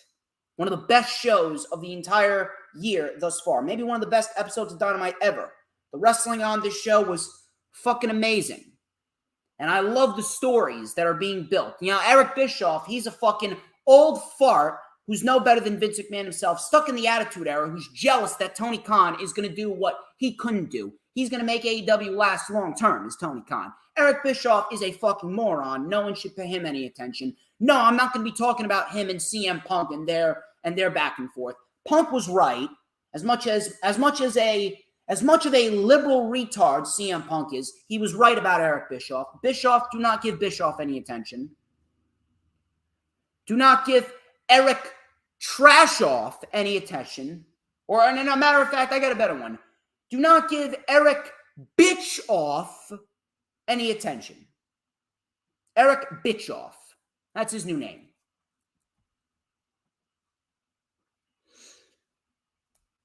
Adam Cole and Dax Harwood. This was an Owen Hart Cup quarterfinal match to kick off the show. This was an excellent match to kick off the show. If you did not watch Dynamite, you should go back and rewatch Dynamite. It was a great show. So we had a very technical start to the match. Cole then sent Dax into the steps. He stood tall. Coming back from commercial, Dax with a German suplex barrage. Dax then with a slingshot powerbomb for a 2. Brainbuster on the knee for a 2 by Adam Cole. Cole then went for a super kick. Dax countered with a crossbody for a 2. Super kick by Cole. Harwood kicked out. Harwood with a pile driver, spiked pile driver for a 2. Harwood then with a sharpshooter. Cole was able to get out of it because Dax Harwood's knee gave out. Dax then made it back just in time. He went for the countout, did Cole, but Dax made it back in time. Cole then with a sharpshooter. It was in deep, and Harwood had no choice but to tap out. So Adam Cole establishing himself as an absolute prick, and Dax Harwood taps out. Adam Cole advances to the quarterfinals in an excellent fucking match. Great, great, great material right there. Adam Page then came out for the next match, and he was on commentary. Punk got booed in Long Island. Punk just loves being a dick in Long Island, and I love it. Punk took on Long Island native Johnny Hungy, a.k.a. John Silver. They exchanged some chops and strikes in the beginning. Punk then took over with a clothesline. Silver then came back with some kicks. Beautiful brainbuster for a 2. Punk then with a roundhouse kick and a rising knee strike and a clothesline. We had a leg lariat. He stared at Adam Page. This was great. CM Punk hits a fucking buckshot lariat on John Silver to get the win in a very good match. Excellent fucking ending right here. Punk just being the prick that he is. I love it. I love it. I love the tension that's being built towards Punk and Page. This is how a world title match should feel. Page then went to the ring. Punk then said, Are you mad, Hangman? You're acting like this is personal. This isn't personal to me. This is just business. This morning I asked myself, are you the champ? And my answer was yes. At Double or Nothing, you will shake my hand whether you are conscious or unconscious. Punk then put his hand out to Paige, and Paige flipped Punk off. This was awesome. Short, sweet, simple, effective. It got the job done, and this match could very well be one of the best matches of the year. I am very much looking forward to this match. This is going to be great. We had Danhausen, very nice, very evil. Danhausen was in Long Island, New York for All Elite Wrestling Dynamite, and he took on the premier athlete, Tony Nese, with his 1, 2, 3, 4, 5, 6, 7, 8-pack abs. Danhausen, he took on Tony Nese. Tony Nese absolutely destroyed Danhausen in 30 seconds for the win. I don't even mind that Danhausen lost in 30 seconds. Number one, Danhausen, he's not there to win championships. He's there to be a comic relief character, number one. Number two, Danhausen may not be fully healed from the injury. And number three, if this gets Tony Nese over like we want him to be over, if he's getting TV time and he's getting over in a scenario in which he is winning matches in convincing fucking fashion, this is a great thing. This is a great thing. I love this. This is an awesome, awesome, awesome thing. So Tony Nese gets the win in convincing fashion. Very nice. And Mark Sterling then took the mic. He started ragging on the crowd, and he told Nese to do another knee. Nese is here to bury your internet favorites. Do it again. Hook then came out. Big pop, mega pop for Hook. Nese and Sterling bailed. Hook and Danhausen stood face to face. Danhausen extended the hand, and Hook shook Danhausen's hand to a humongous crowd pop, and we got ourselves a match for the buy-in. It's Hookhausen versus Tony Nese and Mark Sterling. It's a great thing. I like it. It's a really, really, really entertaining aspect. And Hookhausen, hey, these two individuals, they're getting over. They're getting over. And Tony Khan's going to sell a shit ton of merch with the Hookhausen shirts. Believe me on that. We had MJF. MJF, he came out for his contract signing with Wardlow. There was a graphic on the Titantron when Wardlow came out, and it said, "Boo Wardlow." That was great. That was great.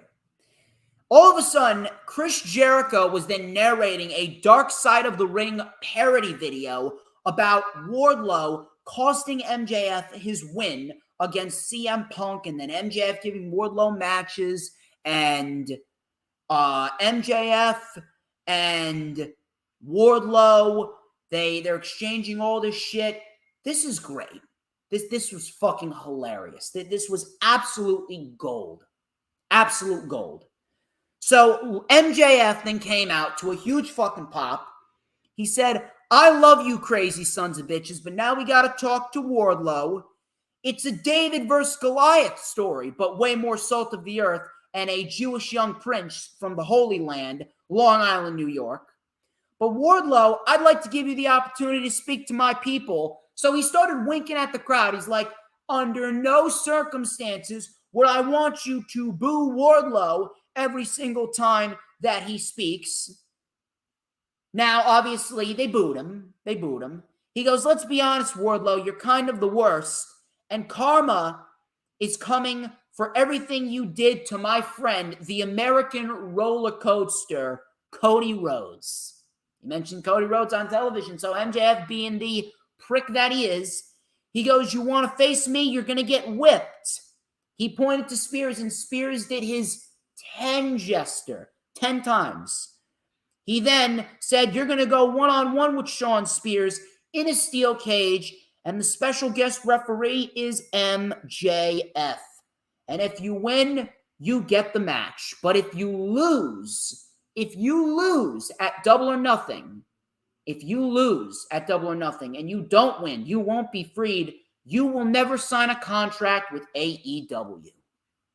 So Wardlow, he tried to sign the contract. The handcuffs came off. He then signed the contract, took out all the security guards. He went for MJF. Mark Sterling saved him, but he ended up catching the powerbomb through the table for his troubles. This was the best contract signing that we have seen in pro wrestling in many, many, many moons. Everything about this was great. And this storyline with MJF and Wardlow, it is fucking phenomenal. I am fucking loving it. I am loving it. This is some great shit. And Wardlow, I'm telling you right now, when Wardlow beats MJF at Double or Nothing, he's going to get one of the biggest pops of the entire night. It's going to be awesome. It's going to be great. Jungle Boy versus Ricky Starks. This was for the FTW Championship. This was a very good match. Very good match between these two. And, oh, by the way, Lisa, you are going to choose. It's either Wardlow or MJF. You need to fucking choose. Everyone here, I want everyone to give Lisa hell until she chooses. That's good. We love you, Lisa, but you're going to choose. We love you, but you're going to choose. You will choose. It's MJF or Wardlow. Double or Nothing's coming up, babe. Anyway, Jungle Boy and Ricky Starks. This was very, very good. Jungle Boy and Ricky Starks, two of the future pillars of the company. It's a great thing to see them get a showcase here. This match was very good. These two worked very well together. Jungle Boy had a moment where he mocked Ricky Starks and his hair jester. Jungle Boy then mounted a comeback. He hit the comebacker lariat. Starks then with a delayed vertical suplex. Jungle Boy then countered with a swinging DDT. That got a 2 count. Ricky then caught a super kick. That got a 2. Starks hit a beautiful spear. Jungle Boy just kicked out. Jungle Boy then locked in the snare trap, but Starks got to the ropes. We had a stunner on the ropes by Starks. He went for the FTW title belt, but Swerve came out to stop Ricky Starks. This caused a distraction, and the referee tried to eject Swerve. Starks then hit the Rochambeau, and Starks retained the title in a very good match. Swerve then tried to explain his side to Christian Cage. Keith Lee came out, and we got a 3-team stare down. Christian Cage then approached Jungle Boy in a very heel-like fashion, almost as if he was going to do something. But he ended up hugging him. And that was it. Now, I am very, very, very much interested in what we got going on with Christian Cage and Jungle Boy. This is a great thing. And for anyone that says that there's no stories, just look at what they're doing here. This one match alone has various fucking stories. This one match alone, we've had Christian Cage and Jungle Boy in a storyline where Jungle Boy's on a losing streak, and he could very well be in a position where he's going to lose the titles, and Christian Cage is going to turn heel. Team Taz wants the tag team titles. Hobbs and Starks have problems with Lee and Swerve. Now Swerve has problems with Christian Cage and Jungle Boy, and we could be headed towards a triple threat tag team match at Double or Nothing. Yes, we've seen it, but this is a great scenario because this presents a very, very unpredictable matchup. We don't know who's going to come out. We could have Team Taz come out victorious. We could have Swerve and Lee win the tag team titles. And if that's the case, they're going to be in a situation where, hey, they're going to look pretty damn good together. They are going to look like superstars with the tag team titles. That's going to be great for them. And if Jurassic Express end up retaining, we could put the heel turn on hold for the moment. Maybe Jurassic Express lose. Maybe we have the Trios Championship tournament. Jurassic Express lose in the finals there. And maybe we see Christian Cage turn on Jungle Boy there. It's going to be a very, very interesting scenario. So for anyone that says that there's no stories going on in AEW, just look at this one match alone. The unpredictability and all the layers that they have. It's a great thing to see. It's a great thing to see. Heel turn's coming, and I'm very much looking forward to the heel turn, and I'm very much looking forward to what's going to come at Double or Nothing. If we get this triple threat tag team match, I think I'm going to go with new champions. I think Swerve and Lee are going to win the titles. They're not really going to factor into anything major right now. Give them the tag team titles. Give them a solid little decent run. Why the hell not? We have the Jericho Appreciation Society victory speech. Angelo Parker calling the crowd the AEW Galaxy again. Mac Daddy said it makes his nipples hard to be in the Jericho Appreciation Society. Jericho called Long Island a dump. He then said Jericho 216 said, I just burned your face, in reference to the fireball. He goes, Eddie, if your wife doesn't feel better, tell her to just give me a call. All of a sudden, Jon Moxley's music hit. Crowd singing Wild Thing. You make my heart sing. Great music as per usual. Moxley comes out. Jericho then told Moxley to leave. Bryan Danielson came out with Wheeler Yuta. Proud and Powerful. And Eddie Kingston showed up behind them. And we got a big brawl. The crowd was chanting, you fucked up. And we had a great moment with the Jericho Appreciation Society. Got their asses kicked. Regal actually knocked out Jericho with the brass knuckles. And we got a face-off next week. We got a big face-off next week with none other than William Regal and Chris Jericho. It is going to be a great scene at Double or Nothing. If we get blood and guts, that's even better. I hope we do get blood and guts. It's going to be great. This should be awesome. Tony Storm versus Jamie Hayter. Owen Hart Cup Women's Tournament final match. Quarterfinal match. This was very physical. And this is what I want to see out of my pro wrestling. This is exactly what we need out of pro wrestling. We don't need slaps. We don't need frailing. We don't need weak strikes. We need physicality. And that's exactly what we got. Physicality is what we need. And these women gave us a very physical match to a point where I would not want to take a move from any of these individuals. No, thank you. No, thank you. So, very technical to start off the match. Storm then took it to Hayter. Hayter then sent Storm to the floor. Snap suplex on the floor. Coming back from commercial, Storm came back with some chops and some forearms. Running hip attack and a DDT by Storm. DDT on the floor by Storm. We had a big crossbody for 2. A backbreaker by Hayter for a 2.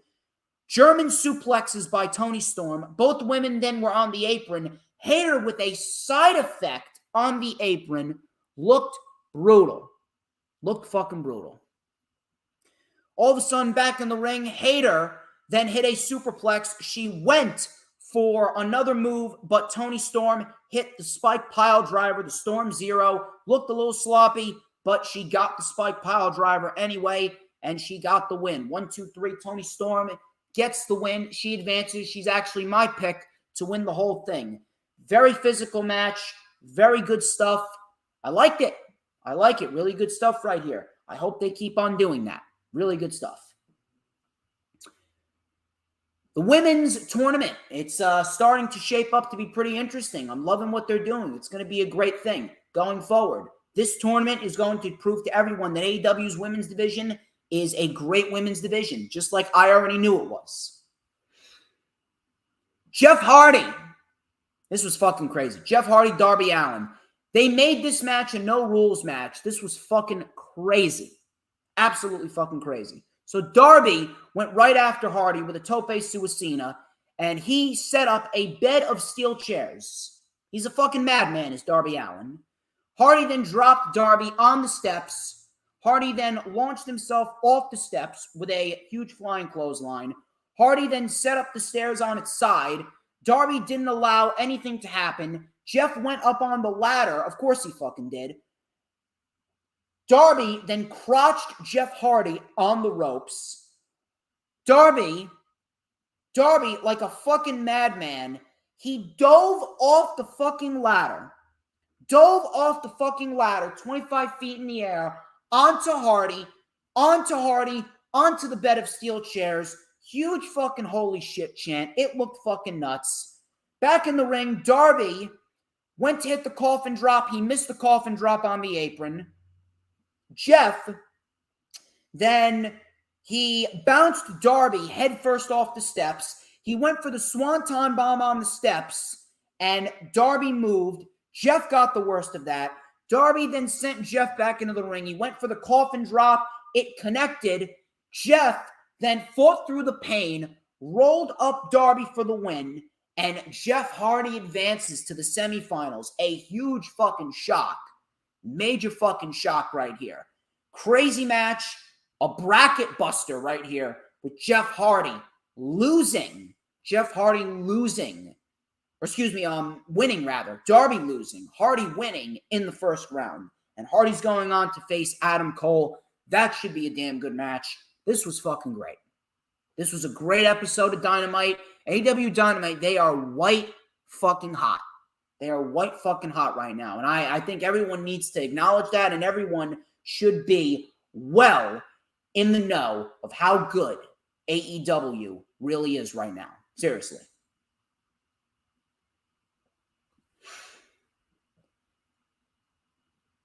I'll tell you what was a pretty decent show in its own right. NXT UK, they had their 200th episode. However, I'm actually probably going to stop covering NXT UK because there's really no use for it anymore. Really. There's really no use for it anymore. It's become an extended version of NXT 2.0. There's still some great talent on the show, but it's become an extended version of NXT 2.0. Now, Dynamite was great. Not so much NXT. But we're going to go over NXT. Once again, I greatly appreciate every single one of you sticking by me and stopping by the channel. You guys are fantastic at what you do, coming on in and supporting me. Thank you to Lisa. Thank you to DJ Sums. Thank you, Dee Dee. Thank you, Peanuts. Thank you, everyone. You guys are great. Let's check. How many likes do we got? We got exactly 13 likes. Let's see if we can get some more. Share out the stream. Get more people in here, baby. We got 3 more shows to talk about before we get out of here, and we are approaching 2 hours. Let's talk about NXT's 200th episode. Pretty decent episode here. Probably their best one of the entire year. Gallus and Oliver Carter ran Ashton Smith. These 4 men, they had a tag team match. Gallus was Joe and Mark Coffey, the Coffey brothers. They took on Ashton Smith and Oliver Carter. The winner of this match advances to a triple threat match for the NXT UK Tag Team titles, which of course is currently held by Mustache Mountain. Joe Coffey tweaked his knee early on. He was isolated by Carter. Smith came in and he hit a punt kick on Joe. We had an assisted 450 splash by Ashton Smith and Oliver Carter, 4-2. Joe Coffey eventually got the hot tag to Mark Coffey. Mark Coffey lit up Carter and Smith with an uppercut and a middle rope bulldog for a 2. We had a flip kick by Carter, a tag to Smith, back suplex by Mark, and enziguri to the face. High-low combination by the Coffey brothers. Carter saved the match. Joe Coffey's knee was giving out. Smith hit a chop block. And then we had an assisted moonsault splash. And Oliver Carter and Ashton Smith are the first team to advance to the triple threat tag team match. And the next week, we actually have Jack Stars and Dave Mastiff versus De Familia, Tio-Man and Rohan Raja. And the winner of that match will advance to the triple threat match against Mustache Mountain.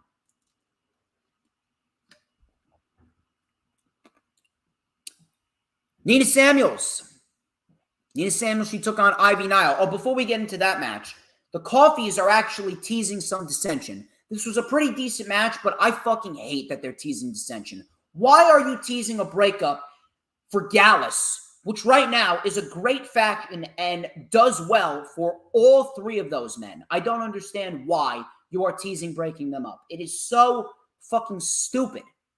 Really, it's so fucking stupid. You have the perfect faction and you're teasing breaking them up. It's the same thing that they did with the Hurt Business. It's the same thing that they did with Imperium. Why are you teasing breaking them up? Why? That's how you know that Vince and Bruce have taken over the show. That's why I'm not going to cover it consistently anymore. I'm going to cover Raw, SmackDown, Dynamite, and Rampage. Nina Samuels and Ivy Nile. This was just a showcase match for Ivy Nile. Nothing more. We had a dragon suplex, or not suplex, dragon sleeper, excuse me, and Ivy Nile gets the tap out win. Really nothing of note. Next week we got Eddie Dennis versus Wild Boar in a dog collar match. Obviously, I see that NXT UK is copying AEW. We had this crazy vignette. This was actually a pretty decent fucking thing on the show. A pretty cool vignette of Kenny Williams trying to figure out who this international superstar Tiger Turan is. It was a crazy package with him lining up lines and papers on a wall. It was like he's doing some crazy fucking detective work. It was really, really well shot. Really good stuff. And Tiger Turan, I have a feeling he's Amir Jordan. Amir Jordan, if you guys remember, I talked about this over a year ago. Amir Jordan actually lost a loser leaves NXT UK match to Kenny Williams a year ago. So maybe they're starting to bring that back. Maybe they're going to bring Amir Jordan back and Amir Jordan's Tiger Turan. Now, if that's the case, they better give me a fucking valid reason why they decided to bring Amir Jordan back. See what happens. Indigo just joined, actually. So, shout out to Indigo. Indigo is the fucking man. We just got 14 likes. Thank you all. But the main selling point of NXT UK this week was actually Ilya Dragunov versus Jordan Devlin. This was also a loser leaves NXT UK match for the NXT United Kingdom Championship. So Devlin hit a brainbuster on the top turnbuckle. Dragunov, he fucking bounced and crashed hard to the floor. Nasty fucking bump. So right away, shit got physical. Right away. We had Dragunov catching a Spanish fly by Jordan Devlin. Nice spot. Dragunov then came back with some nasty chops. Devlin with a single leg Boston Crab. Dragunov's knee was the story here. Dragunov retaliated with some vicious clotheslines and elbows and a 6-1 line, or the Constantine special. His tribute to his son, Constantine.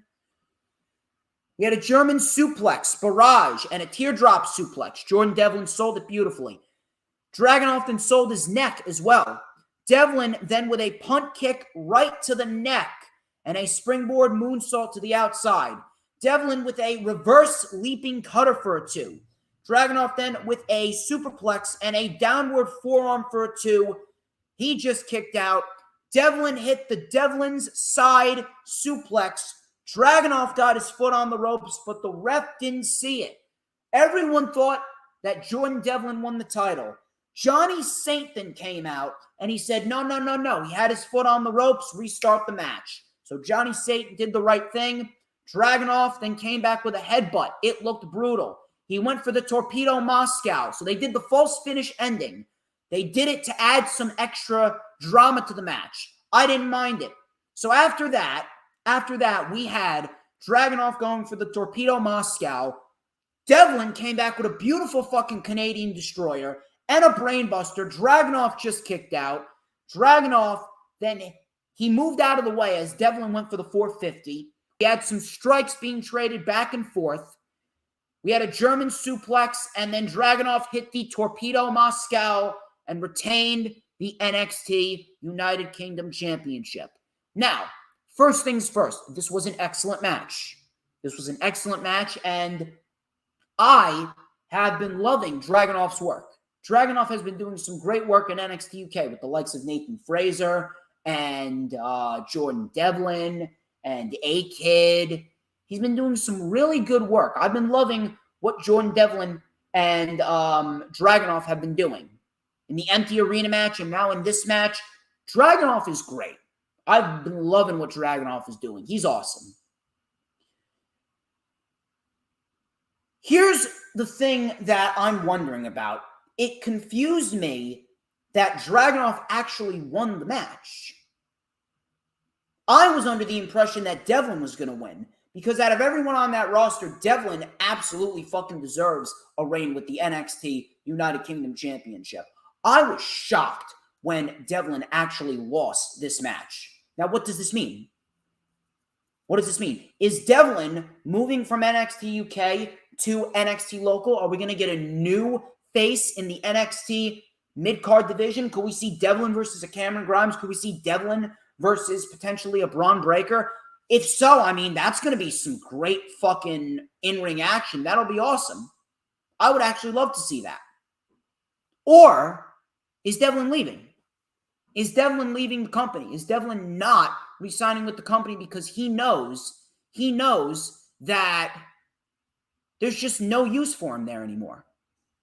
Does he know that it's not worth sticking around because he knows where the brand is headed? Is that the case? I don't know. Certainly looks like to me that if I was Devlin, I would fucking walk away. I wouldn't even attempt to test my luck with NXT Local because it's not worth it. They don't value guys like Jordan Devlin. They don't value Ilya Dragunov either, but I mean, Ilya Dragunov's still been booked pretty decently. I don't know what they're going to do. I honestly don't know what they're going to do. But to be quite honest with you, if I am booking this and I'm thinking in the mind of Jordan Devlin, I wouldn't waste my time. I, honest to God, wouldn't waste my time. I, honest to God, would actually leave.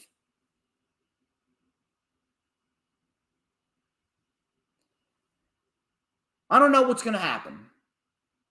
But as far as I'm concerned, it really does look like Devlin may be leaving the company.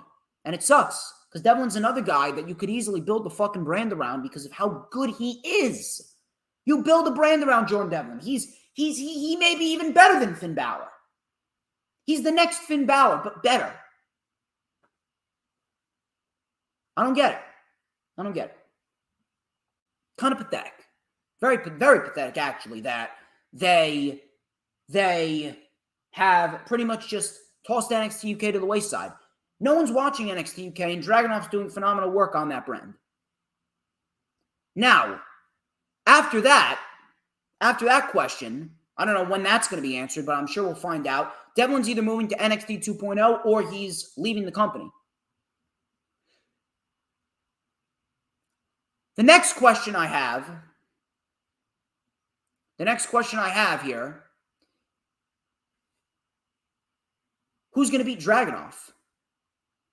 Who exactly is going to beat Dragunov? Who do you have set up to beat Ilya Dragunov? I don't know.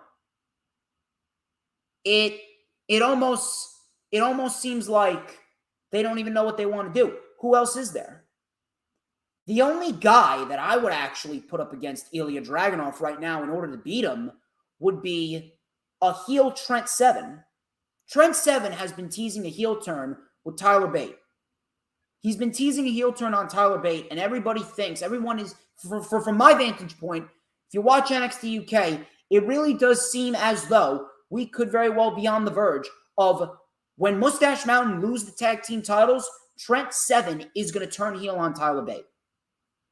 And if that's the case, we could very well see Trent Seven, a heel Trent Seven, beat a face Ilya Dragunov for the NXT United Kingdom Championship, and then we could very well get Seven and Bate for the NXT United Kingdom Championship. Now, that would be great. That would be very interesting. I don't know. We're going to have to wait and see. But NXT UK was a pretty decent show. Headlined by a great fucking match, an excellent match with Jordan Devlin and Ilya Dragunov for the NXT United Kingdom Championship. I highly recommend you go out and watch it. AEW Rampage. I'll tell you what, AEW Rampage was a damn good show. Really good stuff here with AEW Rampage. It usually is a good show. Rampage is usually, I don't think we've ever had a bad AEW Rampage before. Some really good stuff here. Show kicked off with Death Triangle. Death Triangle, they took on Mark Quinn, Butcher, and The Blade. Death Triangle was in control pretty early. Pac then took it to Mark Quinn. Phoenix then came in with a beautiful spinning arm drag. Coming back from commercial, the heels took over control. Mark Quinn with a springboard 450 splash. That got a 2. Big senton to the floor, taking out Penta and Pac. We had a tag to Penta. He lit up everyone. We had a DDT on the Butcher. Pac came in with a deadlift German suplex, but Quinn got his foot on the ropes. The Butcher and the Blade were then taken out. We had a Fear Factor on Quinn. Stereo dives on the Butcher and the Blade. And then we had Pac hitting a beautiful Black Arrow for the win. Very fun match here. Afterwards, the lights went out, came back on, and the House of Black was in the ring. They played mind games with Death Triangle. I am very much looking forward to this Inevitable Trios match. It is going to be fucking amazing. Guarantee you right now, it's going to be a great Trios match. Maybe as good as the Shield and the Wyatts. It's going to be great. So we go from that very fun match to Bear Boulder and Shawn Spears. This was a pretty basic match. He beat Bear Boulder with the C4, and then he beat down Bear Boulder with a chair. This was pretty much setting up the inevitable match between Wardlow and Shawn Spears inside of a steel cage, and that's pretty much that. Riho and Ruby Soho, they had an Owen Hart Cup Tournament quarterfinal match. This was a very physical match as well. Not as physical as Jamie Hayter and Toni Storm, but this was a very physical, very fast-paced match, and I'm really liking what I see. And if you notice, the women have really turned it up a notch. They have really made themselves out to be really, really, really physical in this tournament. And that's what I like to see. They've really amped it up a notch, and they knew that they have to because of this Owen Hart Cup tournament. This is a great thing to see. A really great thing to see. I very much love the intensity from the women in this tournament thus far. This was a very fast-paced match, very physical. We had a quick back and forth early on. Ruby's knee was the focus of the match. So coming back from commercial, Riho with a leaping knee strike in the corner and a Northern Lights suplex. That got a 2 count. Ruby then fought back. Ruby hit a crossbody, or Riho hit a crossbody, rather. Ruby rolled through, very close 2 count. Ruby came back with some stiff strikes, but Riho came back with a beautiful crucifix bomb. That got a 2. We had a super kick by Ruby. Riho just kicked out. Ruby inevitably got the win with the Blade Runner, and she advanced in a very physical and fast-paced match. Right outcome, absolutely was pulling for Ruby to win. Ruby, if I'm booking this, Ruby should go to the fucking finals. If I'm booking this, you put Ruby in the finals. I'm absolutely putting Ruby in the finals. So far, I'm liking what I'm seeing. Let's keep the ball rolling. Tony Schiavone. Tony Schiavone interviewed the baddies, Jade Cargill, Red Velvet, and Kiera Hogan. He said that Hikaru Shida was injured and she couldn't compete in the tournament. And then the baddies, they were fake crying like the baddies usually do. However, Velvet did not get a bye into the semifinals. Instead, we got Chris Statlander fighting Red Velvet next week. So Chris Statlander is taking Red Velvet's place. Chris Statlander is taking Red Velvet's place in the Owen Hart Cup tournament. She's taking Hikaru Shida's place. She's fighting Red Velvet. Now, this is an excellent choice for a multitude of reasons. Number one, it makes the tournament unpredictable. It really does. Makes the tournament very, very, very unpredictable. We see Red Velvet in a scenario where she could either win the match or we could see Chris Statlander advance and the baddies then fuck over Chris Statlander. Ruby advances to the finals, and Chris Statlander, she could very well be in a scenario where she is fighting Jade Cargill for the TBS Championship at Double or Nothing. That is a great thing to see. And for anyone that says the women's division is not being booked well or there's no stories, look at what we have over here. This is a great thing. There's so many outcomes that they could take here. This is a great thing to see, and I am loving what they are doing. Statlander and Jade Cargill, that's a great fucking match waiting to happen. And it makes the tournament unpredictable. Really good stuff here. And then in the main event, we had Scorpio Sky and Frankie Kazarian. This is for the TNT Championship. This was a damn good match right here between these two former SCU partners. Sky actually came out without Ethan Page and Dan Lambert. So coming into the match, both men were alone. They started off very technical. Sky then with a huge tope con hero over the top onto Kazarian. Coming back from commercial, Frankie mounted a comeback with a couple of knee lift clothesline combos. We had a leaping springboard leg drop for a 2.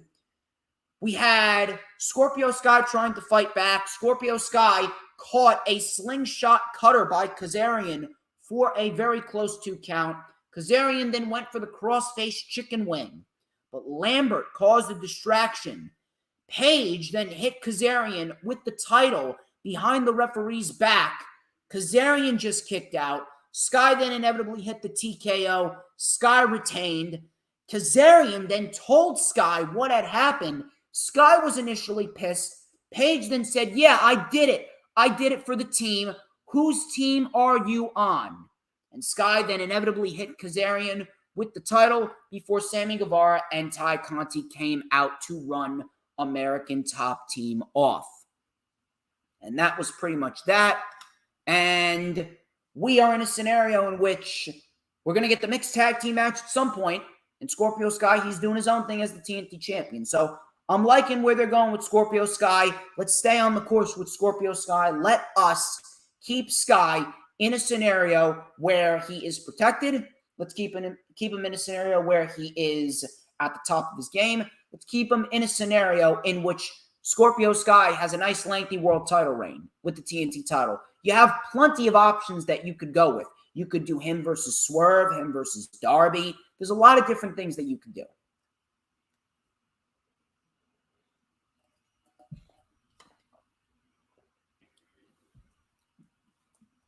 So Rampage was very good.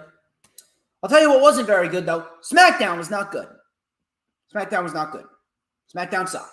SmackDown is the worst show on television right now, minus NXT. So RK Bro kicked off the show. Randy welcomed everyone to Friday Night SmackDown. He said that we are sick and tired of the chase. The Usos don't have the balls to make decisions by themselves.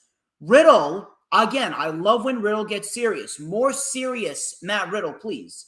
Riddle goes, whenever the Usos can't handle business, Roman always handles it for them. Randy goes, RK Bro demands to become the undisputed tag team champions of the world. Roman, get your happy ass out here to my ring. Sami Zayn then came out, and he goes, come on. You understand how things work around here? Goes Sami Zayn. He goes, I will address this on his behalf, Roman's behalf. Nobody wants to see the tag team title unification match. You don't want this because you will lose. The crowd chanted, Sami sucks, which was true, by the way. This version of Sami Zayn fucking sucks. We need the underdog from the underground back.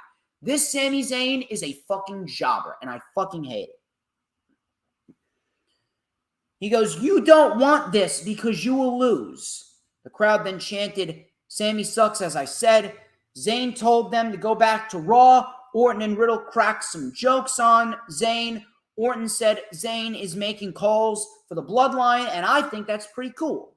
You're a vital part of SmackDown, so I got the perfect idea. Sami versus Riddle, and if Riddle wins, we get a unification match. Crowd chanted Rusty because Sami Zayn's hair is the color of rust, said Matt Riddle. Sami then agreed, but not now. Maybe in like a week or two, said Sami Zayn. Adam Pearce then came out and he made it official, and the match began. Listen, I don't mind the back and forth between RK Bro and Sami Zayn, but I mean, seriously, this is just, it's the same shit every week. I can't stand it. I really can't.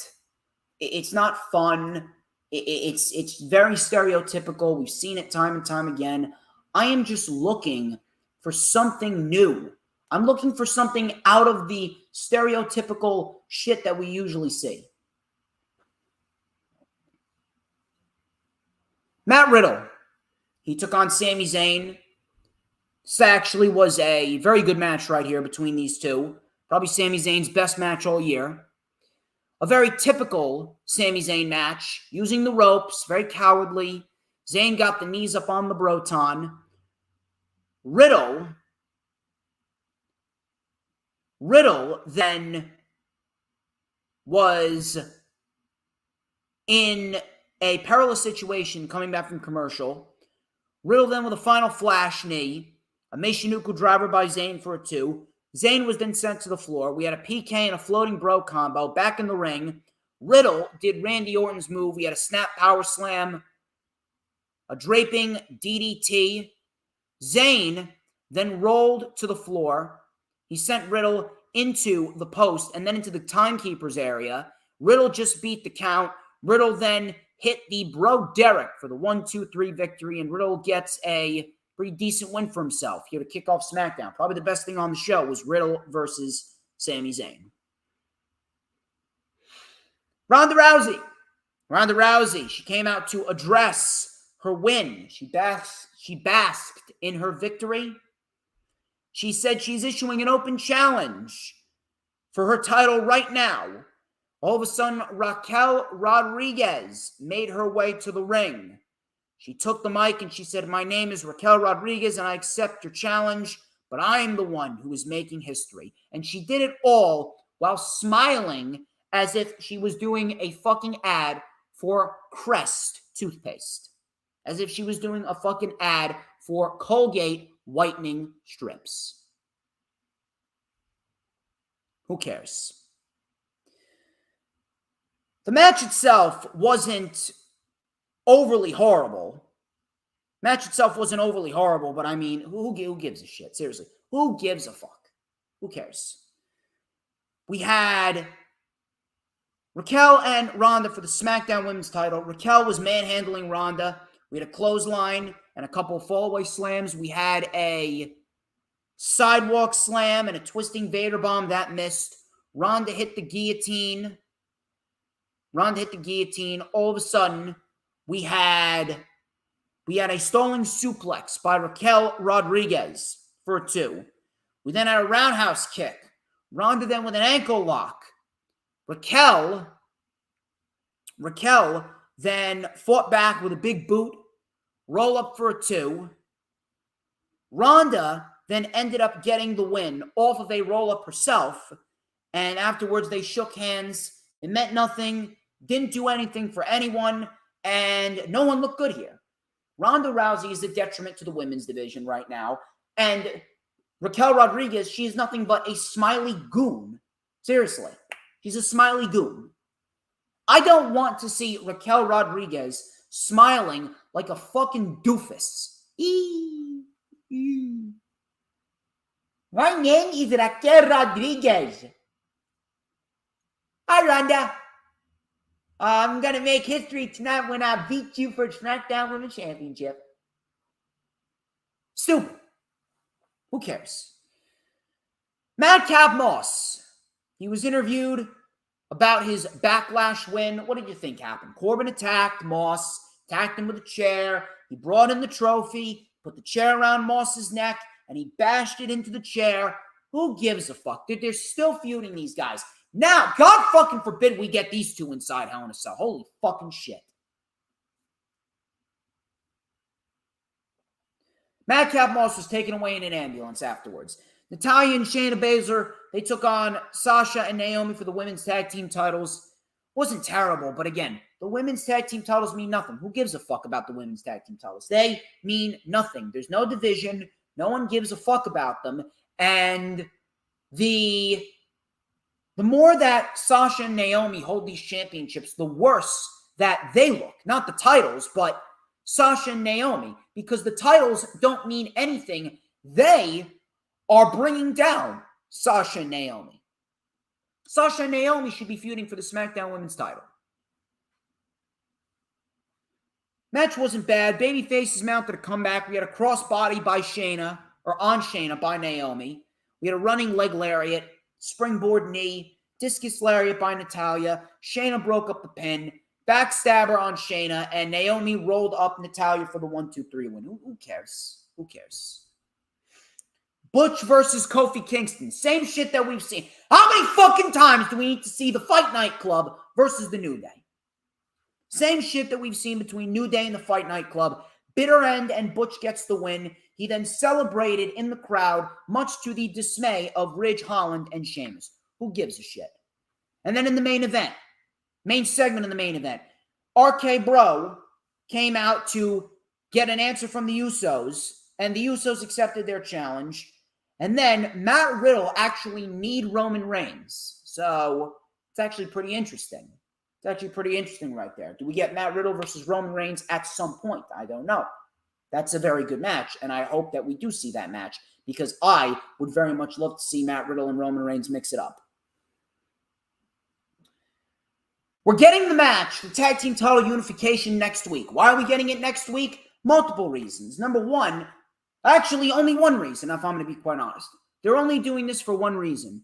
The only reason why they're doing this is because the ratings for SmackDown have been going down.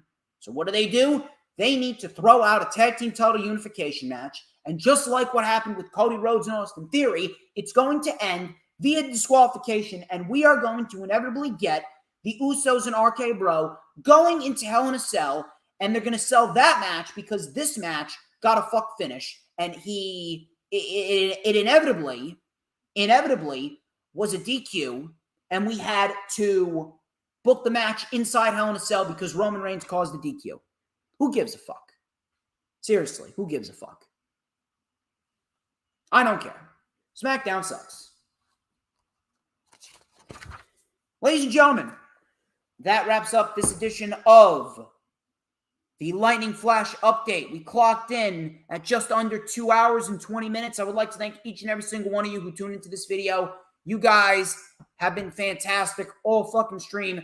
Like, comment, subscribe. Check out the vlog from my ISPW Rock and Wrestling weekend. It was a great time. I had a really fun time.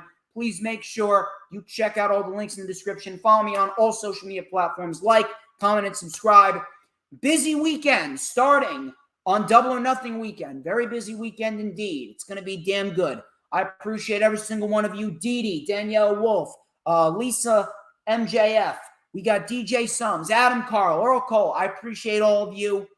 Keep it real. My name's DJ Storms. This has been the Lightning Flash Update. And remember, who runs the IWC? Who but DJ motherfucking Storms. And I will see you next week.